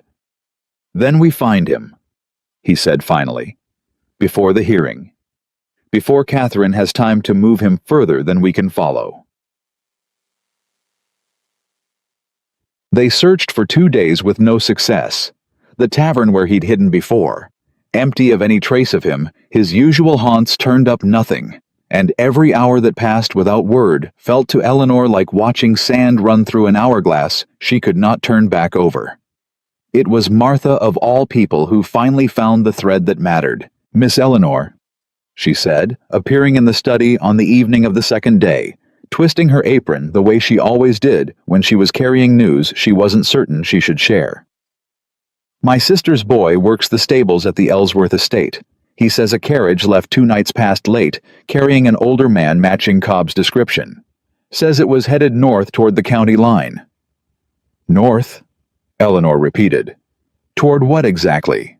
There's a shipping port 2 days' ride past the county line, Martha said. If a man wanted to disappear entirely, leave the state, leave everything behind, that's where he'd go to do it. Eleanor was already reaching for her cloak before Martha finished speaking. Eleanor. Jonathan's voice sharp with alarm. The hearing is in 2 days. If we ride for the county line now, then we ride through the night and we are back in time, Eleanor said.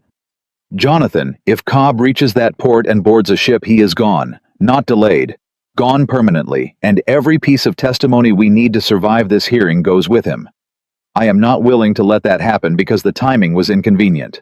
He studied her for a moment, the same searching look he had given her across her father's desk, weeks in a lifetime ago, when she had first proposed a marriage instead of a surrender. Then we ride together, he said. I already told you once, Eleanor, you do not face this alone. Not Catherine, not Cobb, not a ship about to sail, not anything. The ride north was hard and fast, and Eleanor felt every mile of it in her spine by the time they reached the port town at dusk on the following day, the harbor crowded with vessels preparing for the evening tide. There, Jonathan said, pointing toward a modest inn near the docks. If he's hiding anywhere close to the water, it will be somewhere cheap and unremarkable. A man running from a fraud this large does not check into the finest room in town. They found him 20 minutes later in a narrow room on the inn's second floor, his bags already half-packed, his face going the color of old parchment the moment he saw them standing in his doorway. Mr. Harrington, Mrs. Harrington. His voice cracked on both names. How did you find you? Jonathan's voice carried none of the flat control Eleanor was used to hearing from him. This was something raw, something closer to fury, barely leashed. You left my wife a note, Cobb apologizing for abandoning her, and then you ran for a port town instead of staying to face the woman you claimed to be sorry for failing. Forgive me if I find the apology somewhat difficult to credit. She threatened my children, Cobb said, and his voice broke entirely on the words.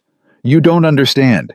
She came to the cottage herself 2 nights past, told me plainly what would happen to my family if I stood before that magistrate and named her. I have 5 children, Mr. Harrington. I could not risk it, not even for the truth, not even for a debt I owed to you both after everything I'd already done. Eleanor stepped forward before Jonathan could speak again, her voice quieter than his, but no less certain. Mr. Cobb, look at me. The old steward's eyes lifted to hers, wet and frightened. I understand fear, Eleanor said. I have spent 6 years managing a household on the edge of ruin, watching a debt grow larger every season, with no way to stop it. terrified every single day that I would fail the people who depended on me. I know exactly what it costs a person to be afraid for so long that fear becomes the only voice you trust. But I am telling you now, if Catherine Ellsworth is threatening your children to keep you silent, the surest way to protect them is not to run. It is to make certain she has no power left to threaten anyone ever again. And the only way to strip that power from her is for you to stand in front of a magistrate and say plainly everything you already told us in that rented room above the tavern. If I testify and she isn't stopped, she will be stopped, Jonathan said. I will personally see to it that your family is protected. Cobb moved if necessary somewhere. Catherine's reach cannot follow for as long as it takes for the law to finish what your testimony starts. But I cannot protect a truth that runs to a harbor and boards a ship before anyone hears it. Come back with us. Testify. And I give you my word, the word of a man who has never once broken it, whatever else you may believe of me, that your children will not pay the price for your honesty. The room held its silence for a long, taut moment. Then Cobb's shoulders sank the last of his resolve to run. Finally breaking beneath the weight of exhaustion and guilt he had clearly been carrying, since long before Eleanor ever found the survey in his abandoned office. "All right," he said, his voice barely above a whisper. "All right, I'll come back. God help me, I'll testify." They rode through this night to return in time exhaustion, pulling at every muscle in Eleanor's body, and it was somewhere in the dark hours before dawn the horses slowed to a walk to spare them. After the hard pace of the day before, that Jonathan finally spoke into the quiet between them. "You were extraordinary back there," he said. "With Cobb. I have negotiated with hardened men twice his courage and never found the words you found in that room." "I only told him the truth," Eleanor said. "That fear which runs never actually escapes anything. It only postpones the reckoning." "You could have been speaking of yourself," Jonathan said quietly. "The morning I came to your door." Eleanor was quiet for a moment, the horse's hooves the only sound in the dark. "I nearly did run, you know. Not from you, but from the entire weight of it. My father dead 3 hours, $12,000. I could never hope to raise 6 people, depending on a house I had no idea how to save. There was a moment standing behind that door before I opened it where every part of me wanted to simply not answer. Let Martha handle it. Let someone else carry what I had been carrying alone for 6 years. What stopped you?" "I thought of my father," Eleanor said. "Not the man who drank himself into that debt. The man he was before when I was small, when he used to say that a Whitmore never let fear answer a door meant for courage. I don't know if I believed it that morning, but I opened the door anyway, because I decided I would rather fail as the woman who tried than survive as the woman who hid." Jonathan looked at her for a long moment in the pale pre-dawn light, something unguarded moving across his face that Eleanor had rarely seen from him. "I am glad," he said quietly, "that you opened the door." "So am I," Eleanor said, and found somewhat to her own surprise that she meant it entirely. They reached Harrington House with barely half a day to spare before the hearing, and Eleanor spent what little time remained preparing. Cobb preparing the documents, preparing herself for a confrontation, she understood with total clarity would determine not only the fate of her family's land, but the entire shape of the life she had built in the 6 weeks since a stranger's carriage first cracked against her gravel. The hearing was held in the county courthouse, a modest brick building that Eleanor had passed 100 times in her life without ever once imagining she would stand inside it fighting for everything she owned. The room was crowded. Word of the scandal had traveled far enough that half the county seemed to have found some excuse to attend, and Eleanor felt every eye in the room the moment she walked through the door on Jonathan's arm. Catherine Ellsworth sat near the front, composed, elegant, dressed in pale blue silk that made her look every inch the wronged innocent her circular had painted her to be. She did not look at Eleanor as she entered. She did not need to.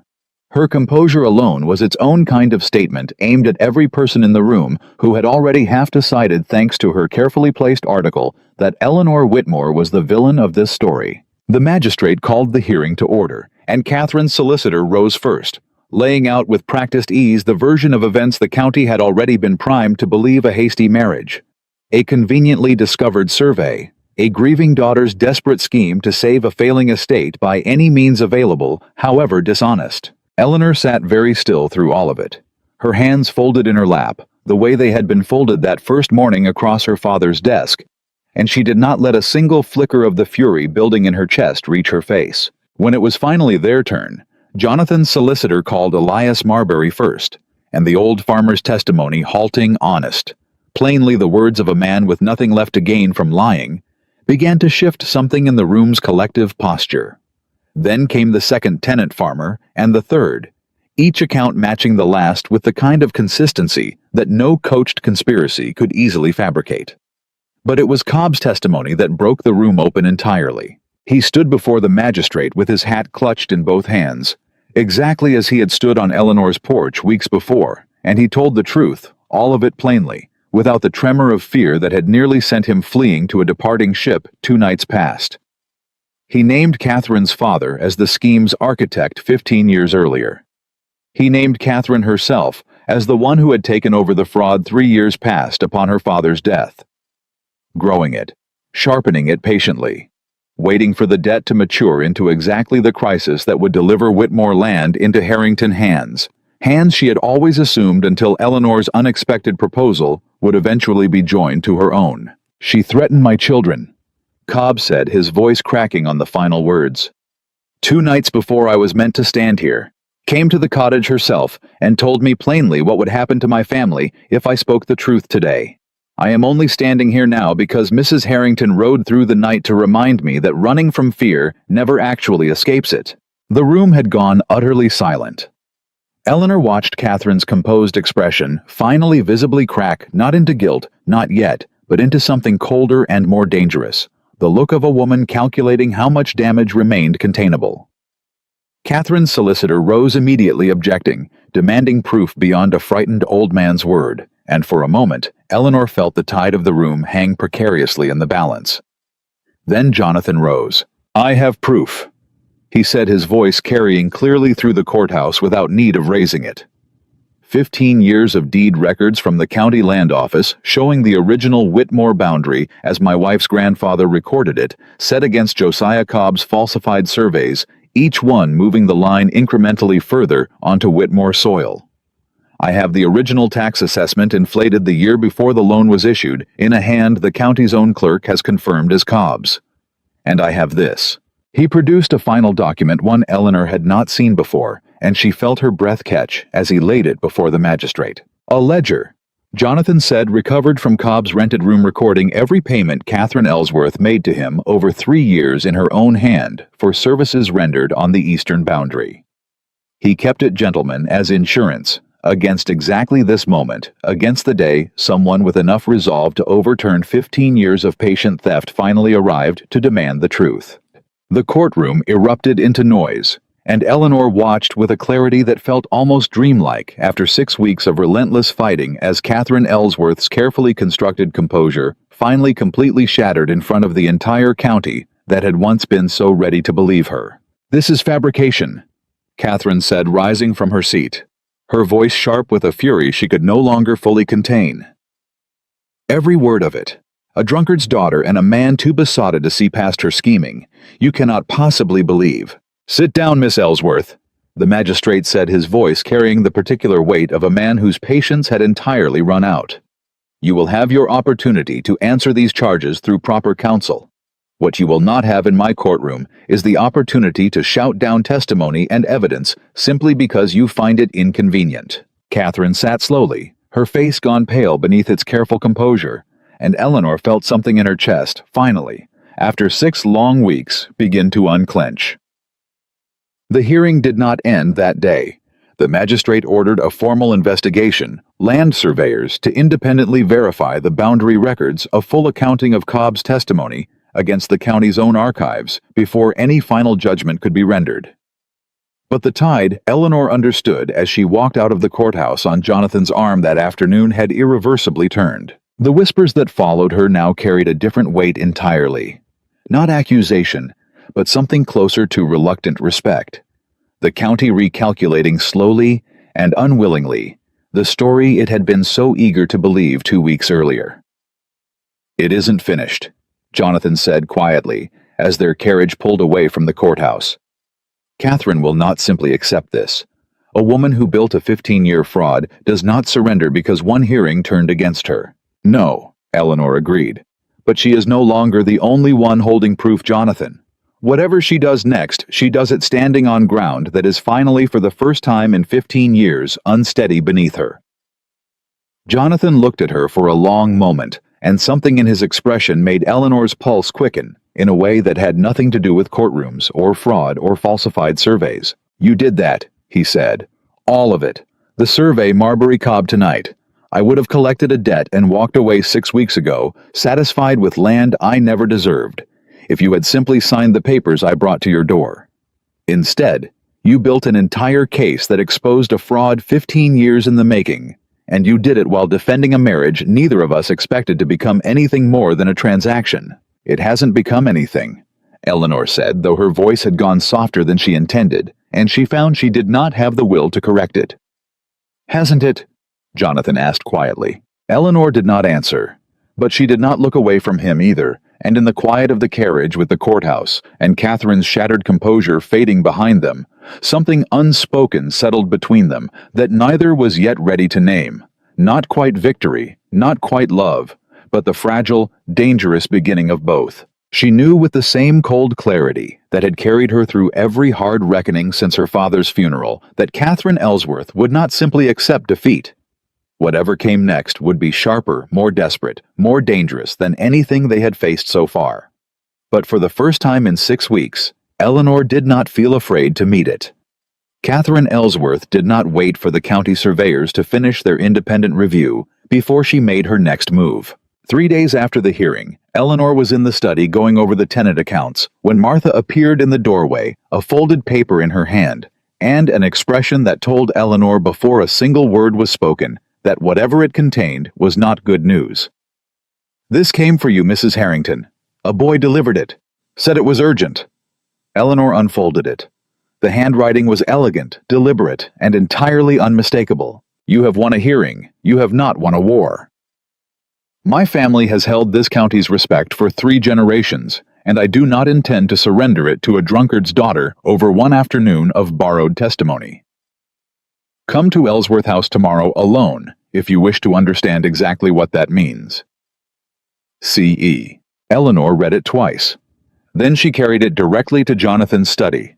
Her jaw set in the same hard line it had held the morning she'd opened her own front door to a stranger demanding $12,000. "She wants me to come alone," Eleanor said, laying the note in front of him.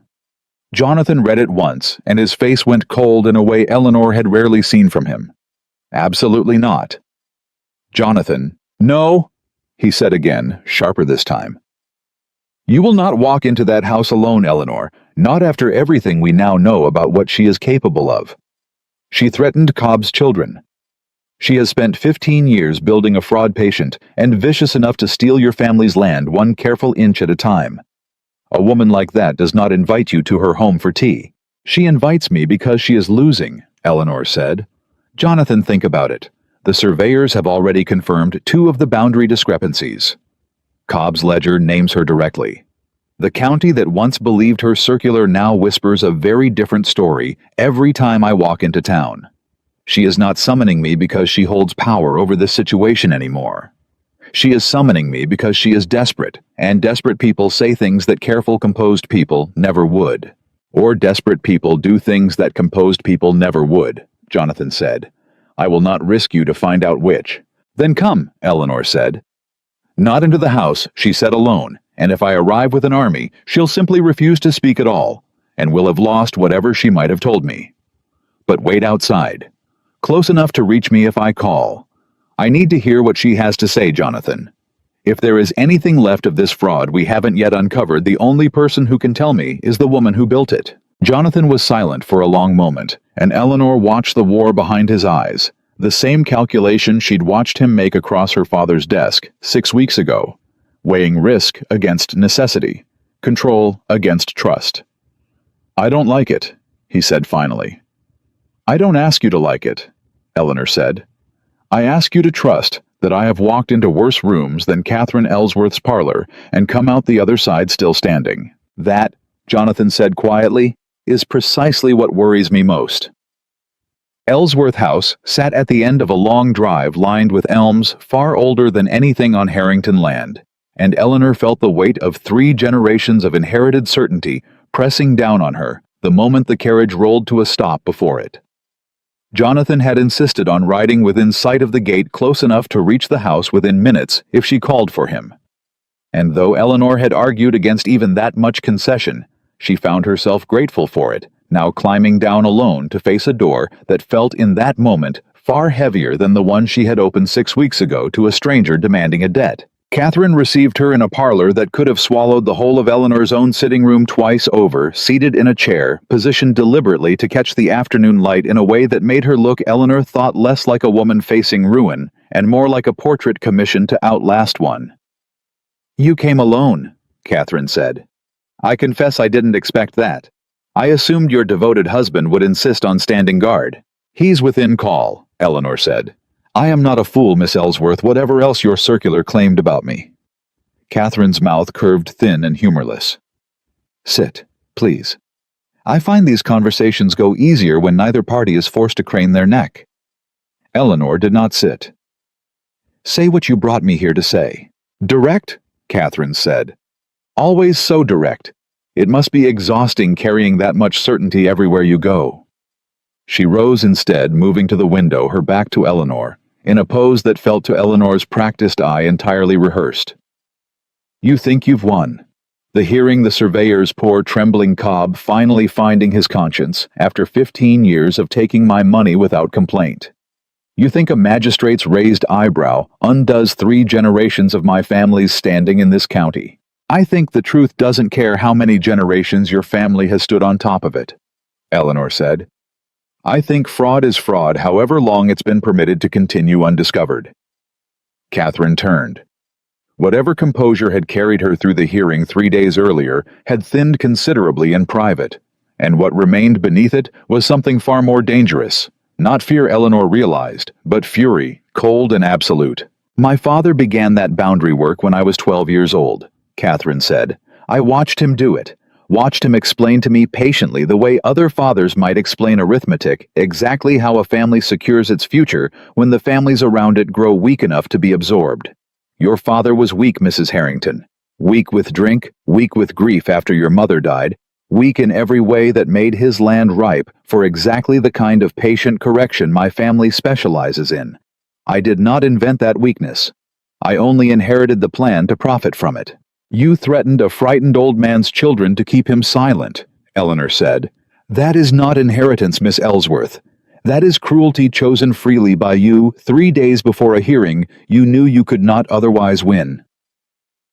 Something flickered across Catherine's face, not quite guilt, but its colder cousin, the recognition of a strategy that had failed. "I did what was necessary," Catherine said. "The same as you did, Mrs. Harrington, when you proposed marriage to a man you'd known for exactly 1 conversation, simply to keep your household from the road. Don't stand in my parlor and pretend the difference between us is virtue. The only difference is that your desperate arithmetic worked and mine for the moment has not." "There is a difference," Eleanor said quietly. "And I think you know it perfectly well, or you would not have needed 15 years and a falsified survey to accomplish what you claim was simply necessity. I built nothing on a lie, Miss Ellsworth. I offered Jonathan the truth of my situation and asked him to choose whether to accept it. You built an entire county's understanding of my family on documents you knew, from the very first signature, were false." Catherine's jaw tightened. For a long moment she said nothing at all, and Eleanor watched her weigh some final calculation behind her carefully composed eyes. "You should know," Catherine said finally, "that the surveyors will find more than 2 discrepancies, Mrs. Harrington. They will find the boundary redrawn in 11 separate locations over 15 years, moving methodically patiently until nearly 40 acres of what your grandfather once called Whitmore land now sits recorded under Harrington deed. And when they finish counting every acre my family quietly moved onto your husband's ledgers, you will understand something you do not yet seem to grasp." "And what is that?" "That your husband's estate," Catherine said, The very fortune that saved your household from ruin 6 weeks ago was built in part on land stolen from your own family, funneled first through fraud into Harrington Holdings before you ever arrived to marry into them. You did not simply marry a rescuer, Mrs. Harrington. You married the unwitting beneficiary of your own family's theft. I wonder how comfortably you'll sleep once the county finishes calculating exactly how much of Harrington House was quietly built from stolen Whitmore soil. The words landed like a blow Eleanor had not braced for, and for one unsteady moment she felt the floor of her certainty shift beneath her. "You're lying," Eleanor said, though even as she said it, some cold arithmetic in the back of her mind had already begun testing the shape of the claim, searching for the flaw and not immediately finding one. "Ask your surveyors," Catherine said, and for the first time since Eleanor had walked through the door, something like satisfaction crept into her voice. "Ask them plainly how much Harrington land was once Whitmore land redirected there by my family's careful hand, long before your marriage made the theft look like inheritance instead. I did not simply steal your family's future, Mrs. Harrington. I built your husband's fortune out of the wreckage of it patiently for 15 years, and then watched you walk in and marry the result, believing yourself rescued, when in truth you had simply come home to land that was always partly yours to begin with." Eleanor stood very still, the full shape of the claim settling over her like ice water. "Why tell me this?" she said finally. "If it's true, it damages your family every bit as much as it damages the story you've been trying to protect. Because," Catherine said, "I would rather burn the entire arrangement to the ground than watch you keep it intact and happy. If I lose the land, Mrs. Harrington, I intend to make certain you lose the peace you think you've won alongside it. Go home. Ask your husband how much Harrington fortune was built from your own family's stolen soil. And ask yourself, once you know the answer, whether the marriage you are so proud of surviving was ever truly separate from the fraud that created it, or whether you have simply been living comfortably inside the very theft you claim to be fighting against." Eleanor left Ellsworth House with her composure intact and her hands shaking the moment she was out of sight of its windows. Jonathan met her at the gate, his face tightening the instant he saw hers. "What happened? What did she say?"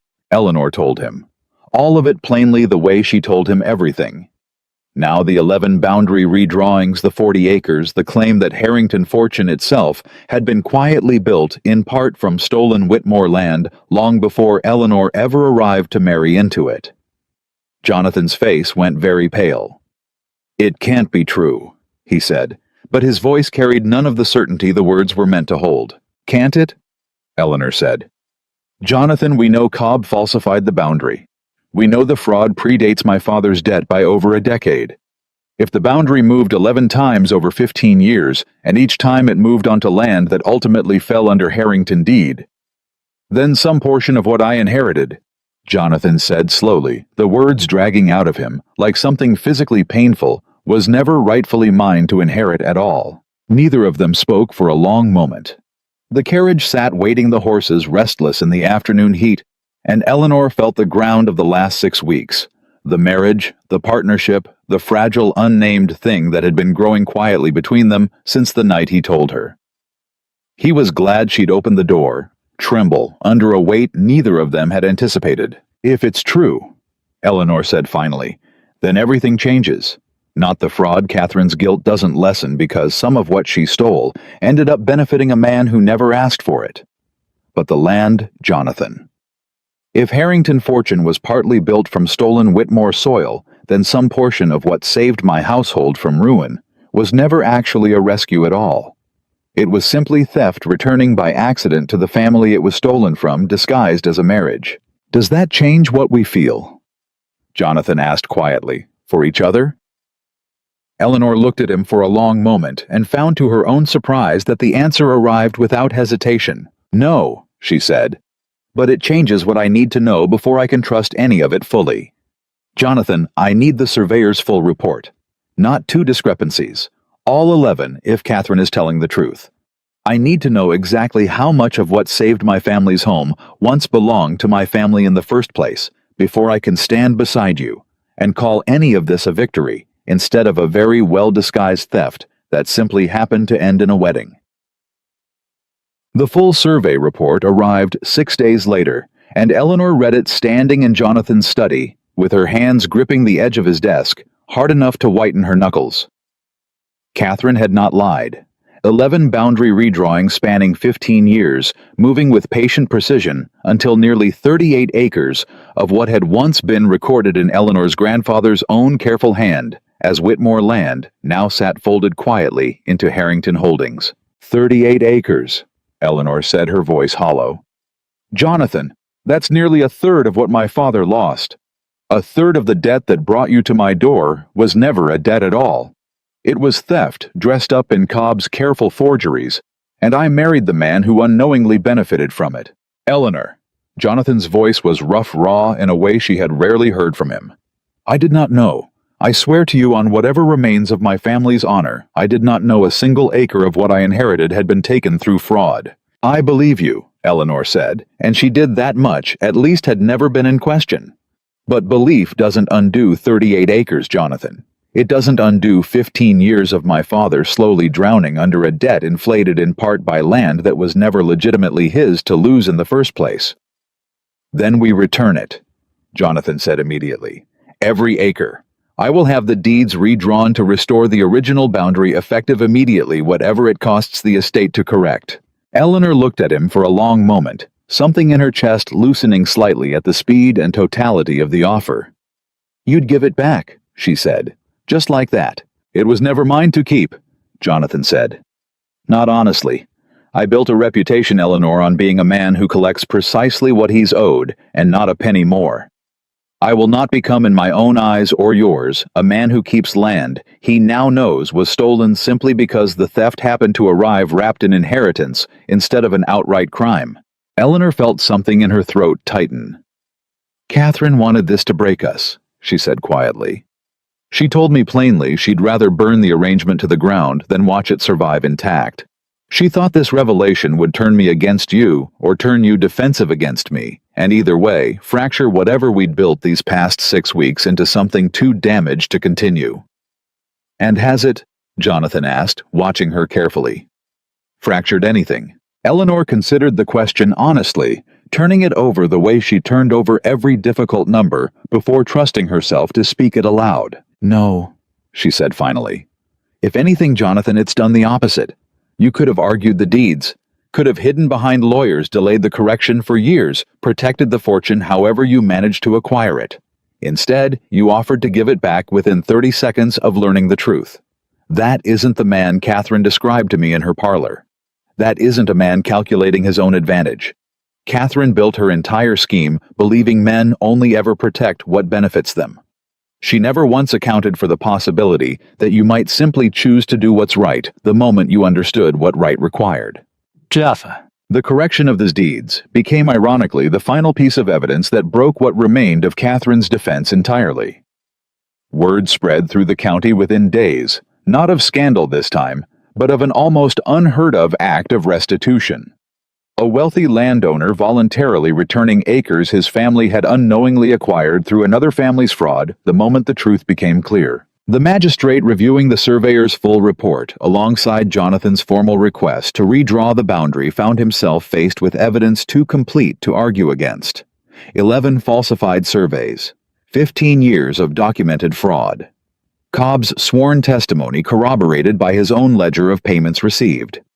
4 tenant farmers willing to testify under oath. And now, undeniably, a voluntary correction that only made sense if every prior claim against Catherine Ellsworth's family was in fact entirely true. The formal charges were filed within the week. Fraud. Falsification of land records. Witness intimidation given Cobb's account of Catherine's threat against his children. The county that had once whispered about a fortune-hunting widow's daughter now whispered about something else entirely. The slow, patient unraveling of a family that had spent 3 generations building its standing on land it was never legally owed. Eleanor stood at the window of Harrington House the evening the charges were formally filed, watching the last light fail over land that would within the month be legally restored to its rightful boundary for the first time in 15 years. It's nearly over, she said, as Jonathan came to stand beside her. Nearly, he agreed. Catherine will fight the charges. A family like hers does not surrender without exhausting every resource available to delay judgment. But the outcome, Eleanor. I don't think there's a version of this that ends with her walking away from what we've proven. No, Eleanor said. I don't think there is either. She was quiet for a moment, watching the fields darken toward evening.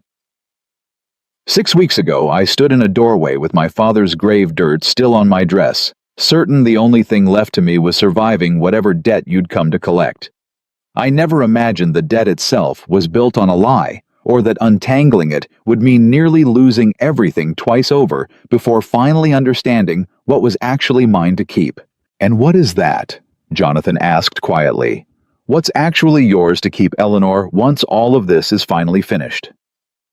Eleanor turned to look at him, and found for the first time since the whole exhausting, terrifying, revelatory ordeal had begun, that she did not need to calculate the answer the way she calculated everything else in her life. I don't know yet, she said honestly. The land will be restored, the fraud will be punished, God willing, once the courts finish what we started. But you and I, Jonathan, what we are to each other, once the contract that started all of this has nothing left to justify itself against. I find I don't actually know the answer to that. I only know I'm no longer afraid to find out. Jonathan reached for her hand, and this time there was nothing businesslike in the gesture at all. Then let's find out together, he said. Whatever it costs either of us to discover it. Eleanor did not pull away. But before she could answer him fully, a rider came pounding up the drive in the near darkness, and something in the urgency of the hoofbeats told her, even before he reached the door, that whatever peace they had briefly found tonight was about to be interrupted by something far more dangerous than either of them had yet prepared for. The rider was one of Jonathan's own stable hands, a boy named Peter, who could not have been more than 16, and he nearly fell from his horse in his haste to reach the door. Mr. Harrington. Mrs. Harrington. His voice cracked with panic. It's Mr. Cobb, sir. He's been taken. Eleanor's stomach dropped straight through the floor. Taken. Taken by whom? 2 men, ma'am. Came to the cottage near dusk, said they had a message from the magistrate's office requiring him for further questioning.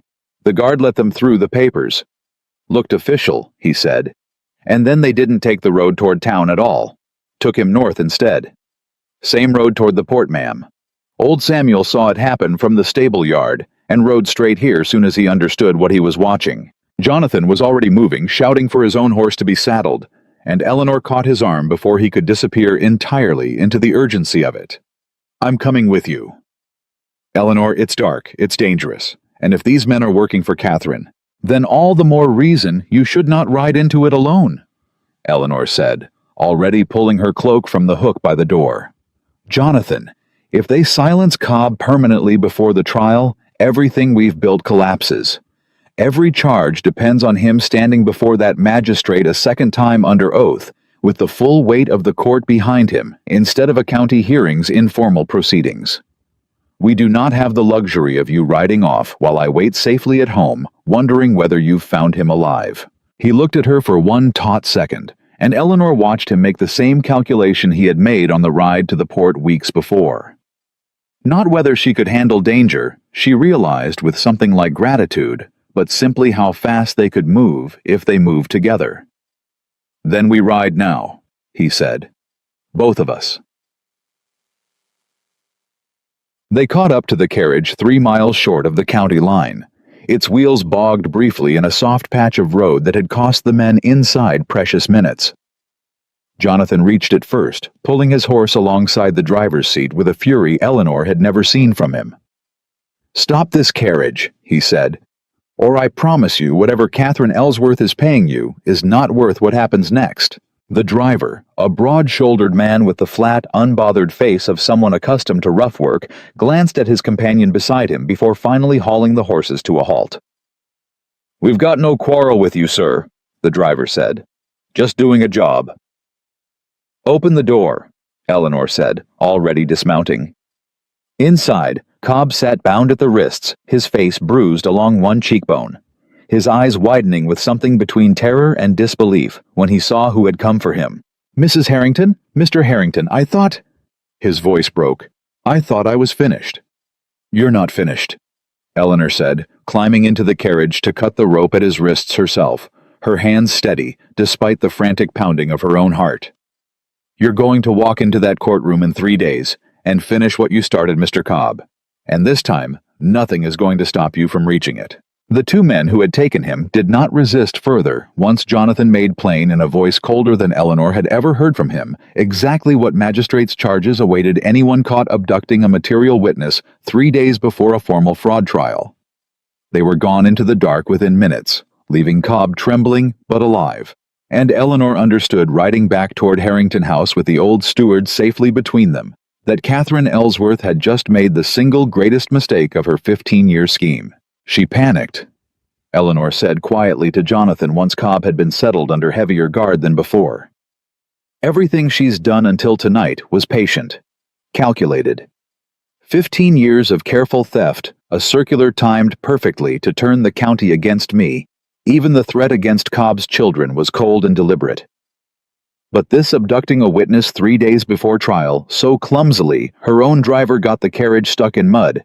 This is a woman who has run out of patient options and is now simply grasping."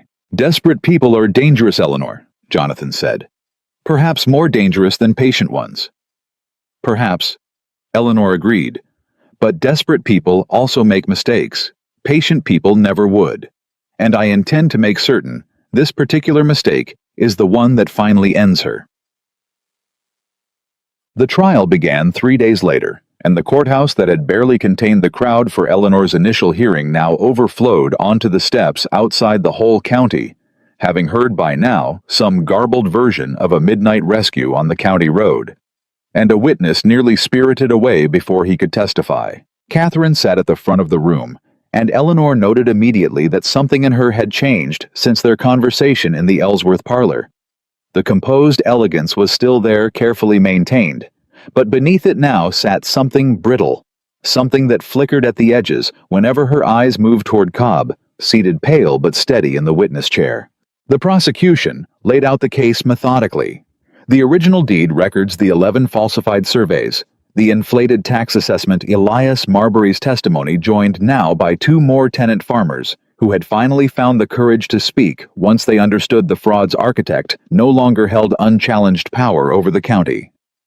Cobb's ledger of payments was entered as evidence, each entry in Catherine's own careful hand, damning in its precision. And then came the abduction itself. Peter's account of the false papers, Samuel's account of the carriage heading north, and finally Cobb's own testimony describing in a voice that shook but did not break exactly what the 2 men had told him as they bound his wrists. They said, "Cobb testified that if I reached the port without incident, there'd be money waiting and passage arranged same as they'd promised. Said their employer wanted to make certain I understood what happened to men who forgot who'd been generous to them all these years." "Did they name their employer?" the prosecutor asked. "Not by name," Cobb said, "but I've worked for Catherine Ellsworth's family in one capacity or another for 15 years, sir. I know her voice in other men's mouths when I hear it." Catherine's solicitor rose immediately to object, and the magistrate allowed it, striking the final characterization from the record.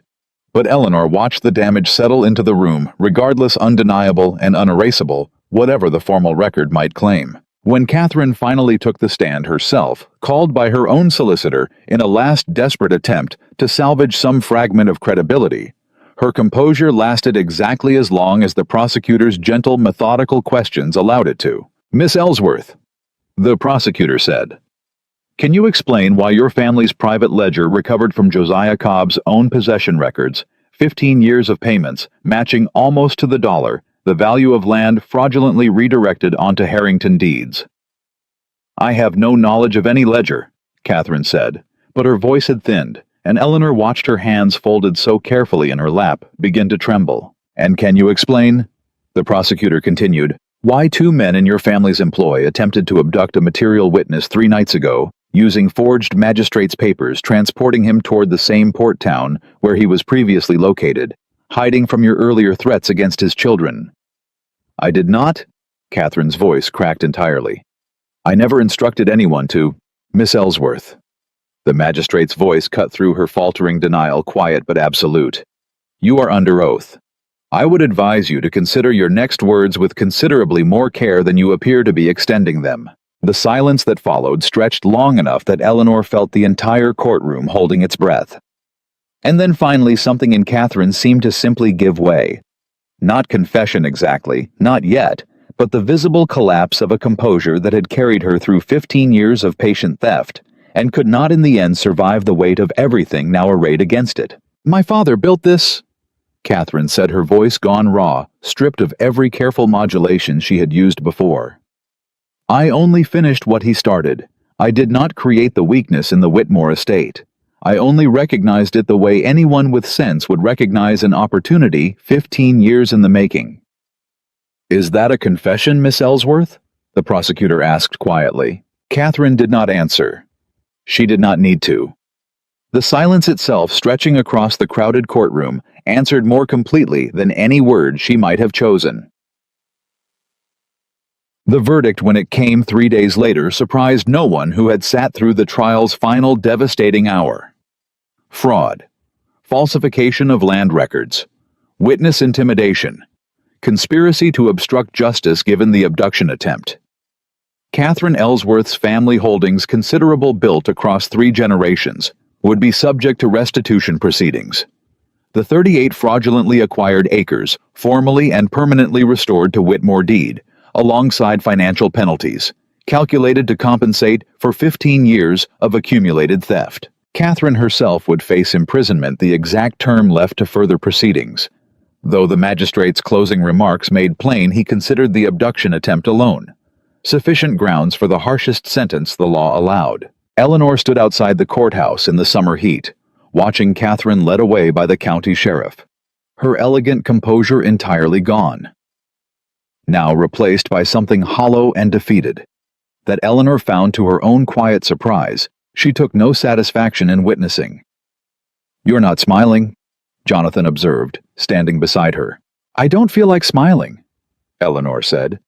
"I feel like a woman who has spent 15 weeks fighting a war I never asked to fight, and who has finally won it, and who mostly just feels tired, Jonathan. Tired and relieved, and strangely hollow, watching a woman who tried to destroy everything I had led away in chains." "That's not weakness," Jonathan said quietly. "That's simply what victory actually feels like once the fighting is finally over. Nothing like the county gossips imagine it. Mostly just the quiet, after a very long storm." Eleanor looked at him, and something in her chest, wound tight for 15 weeks straight, finally began to loosen. "The land will be restored," she said. "My family's 38 acres back where they belong. Cobb is safe whatever comes of the rest of his testimony. Catherine will answer for everything she's done. And you and I—" She stopped, uncertain for the first time in longer than she could remember how to finish her own sentence. "You and I," Jonathan said gently, "are still married, Eleanor. That part of this was never a lie, whatever else turned out to be built on one. I would like very much now that the war is finally finished to discover what kind of marriage we might build once nothing is left to fight for except each other." They did not return to Harrington House that evening. Instead, on some impulse, Eleanor could not entirely explain even to herself, she asked Jonathan to drive her out to the eastern fields, the 38 acres now legally restored to Whitmore deed, standing quiet and unclaimed in the fading summer light, waiting for someone to decide what came next for land that had spent 15 years serving someone else's theft. They walked the boundary together in silence, Eleanor's hand resting lightly in the crook of Jonathan's arm, both of them tracing the line her grandfather had first recorded decades earlier, now finally restored to its true and honest position after 15 years of patient, careful correction. "What will you do with it?" Jonathan asked finally. "The land. I don't know yet," Eleanor said. "Farm it perhaps, or lease it to the Marbury family, since Elias's honesty is the reason any of this came to light in the first place.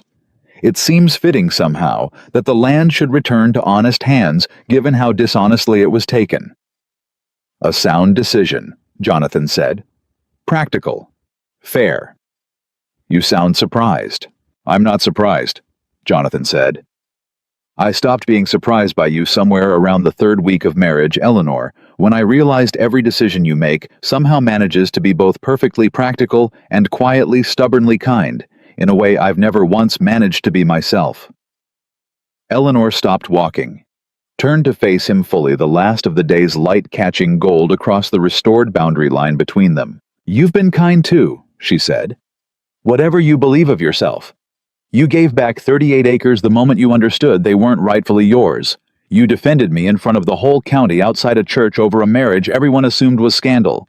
You rode through the night twice because you refused to let me face danger alone. That isn't the man Catherine described in her parlor, Jonathan. That was never who you actually were." "Perhaps I needed someone to remind me who I actually was," Jonathan said quietly, "before I could remember it myself." The silence between them stretched warm and unhurried entirely, unlike the careful, business-like silences that had once defined every conversation across her father's desk. "Eleanor," Jonathan said finally, "I told you once weeks ago that I was glad you opened the door. I don't think I ever told you the rest of it." "What rest of it?" "That I have spent 11 years running an estate, defending myself against people who only ever wanted something from me, certain that the particular kind of loneliness that comes with never fully trusting anyone was simply the cost of surviving in a world built the way this one is built." And then a woman with her father's grave dirt still on her dress opened a door, refused to be afraid of me, and proposed a marriage built on nothing but honest terms and mutual survival. I did not fall in love with you gradually, Eleanor. I think if I am honest, some reckless part of me fell the moment you told me you would not sign papers. You did not understand, standing on your own porch, daring me to argue. Eleanor felt something crack open in her chest, warm and terrifying all at once. I have spent 6 weeks telling myself this was still a business arrangement. She said, her voice unsteady, in a way it rarely was.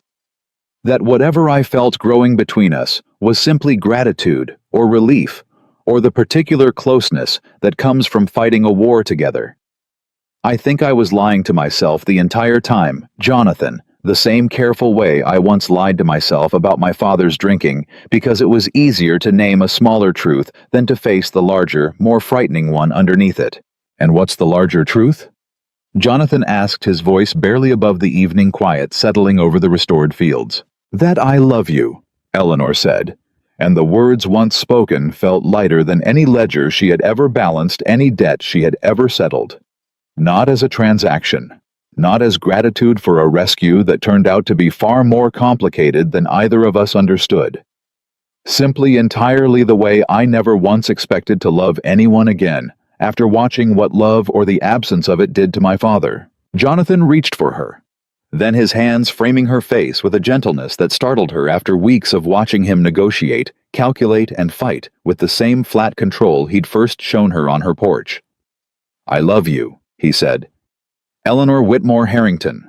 Not the land, not the arrangement, not the terms we negotiated across a desk that first terrible week. You.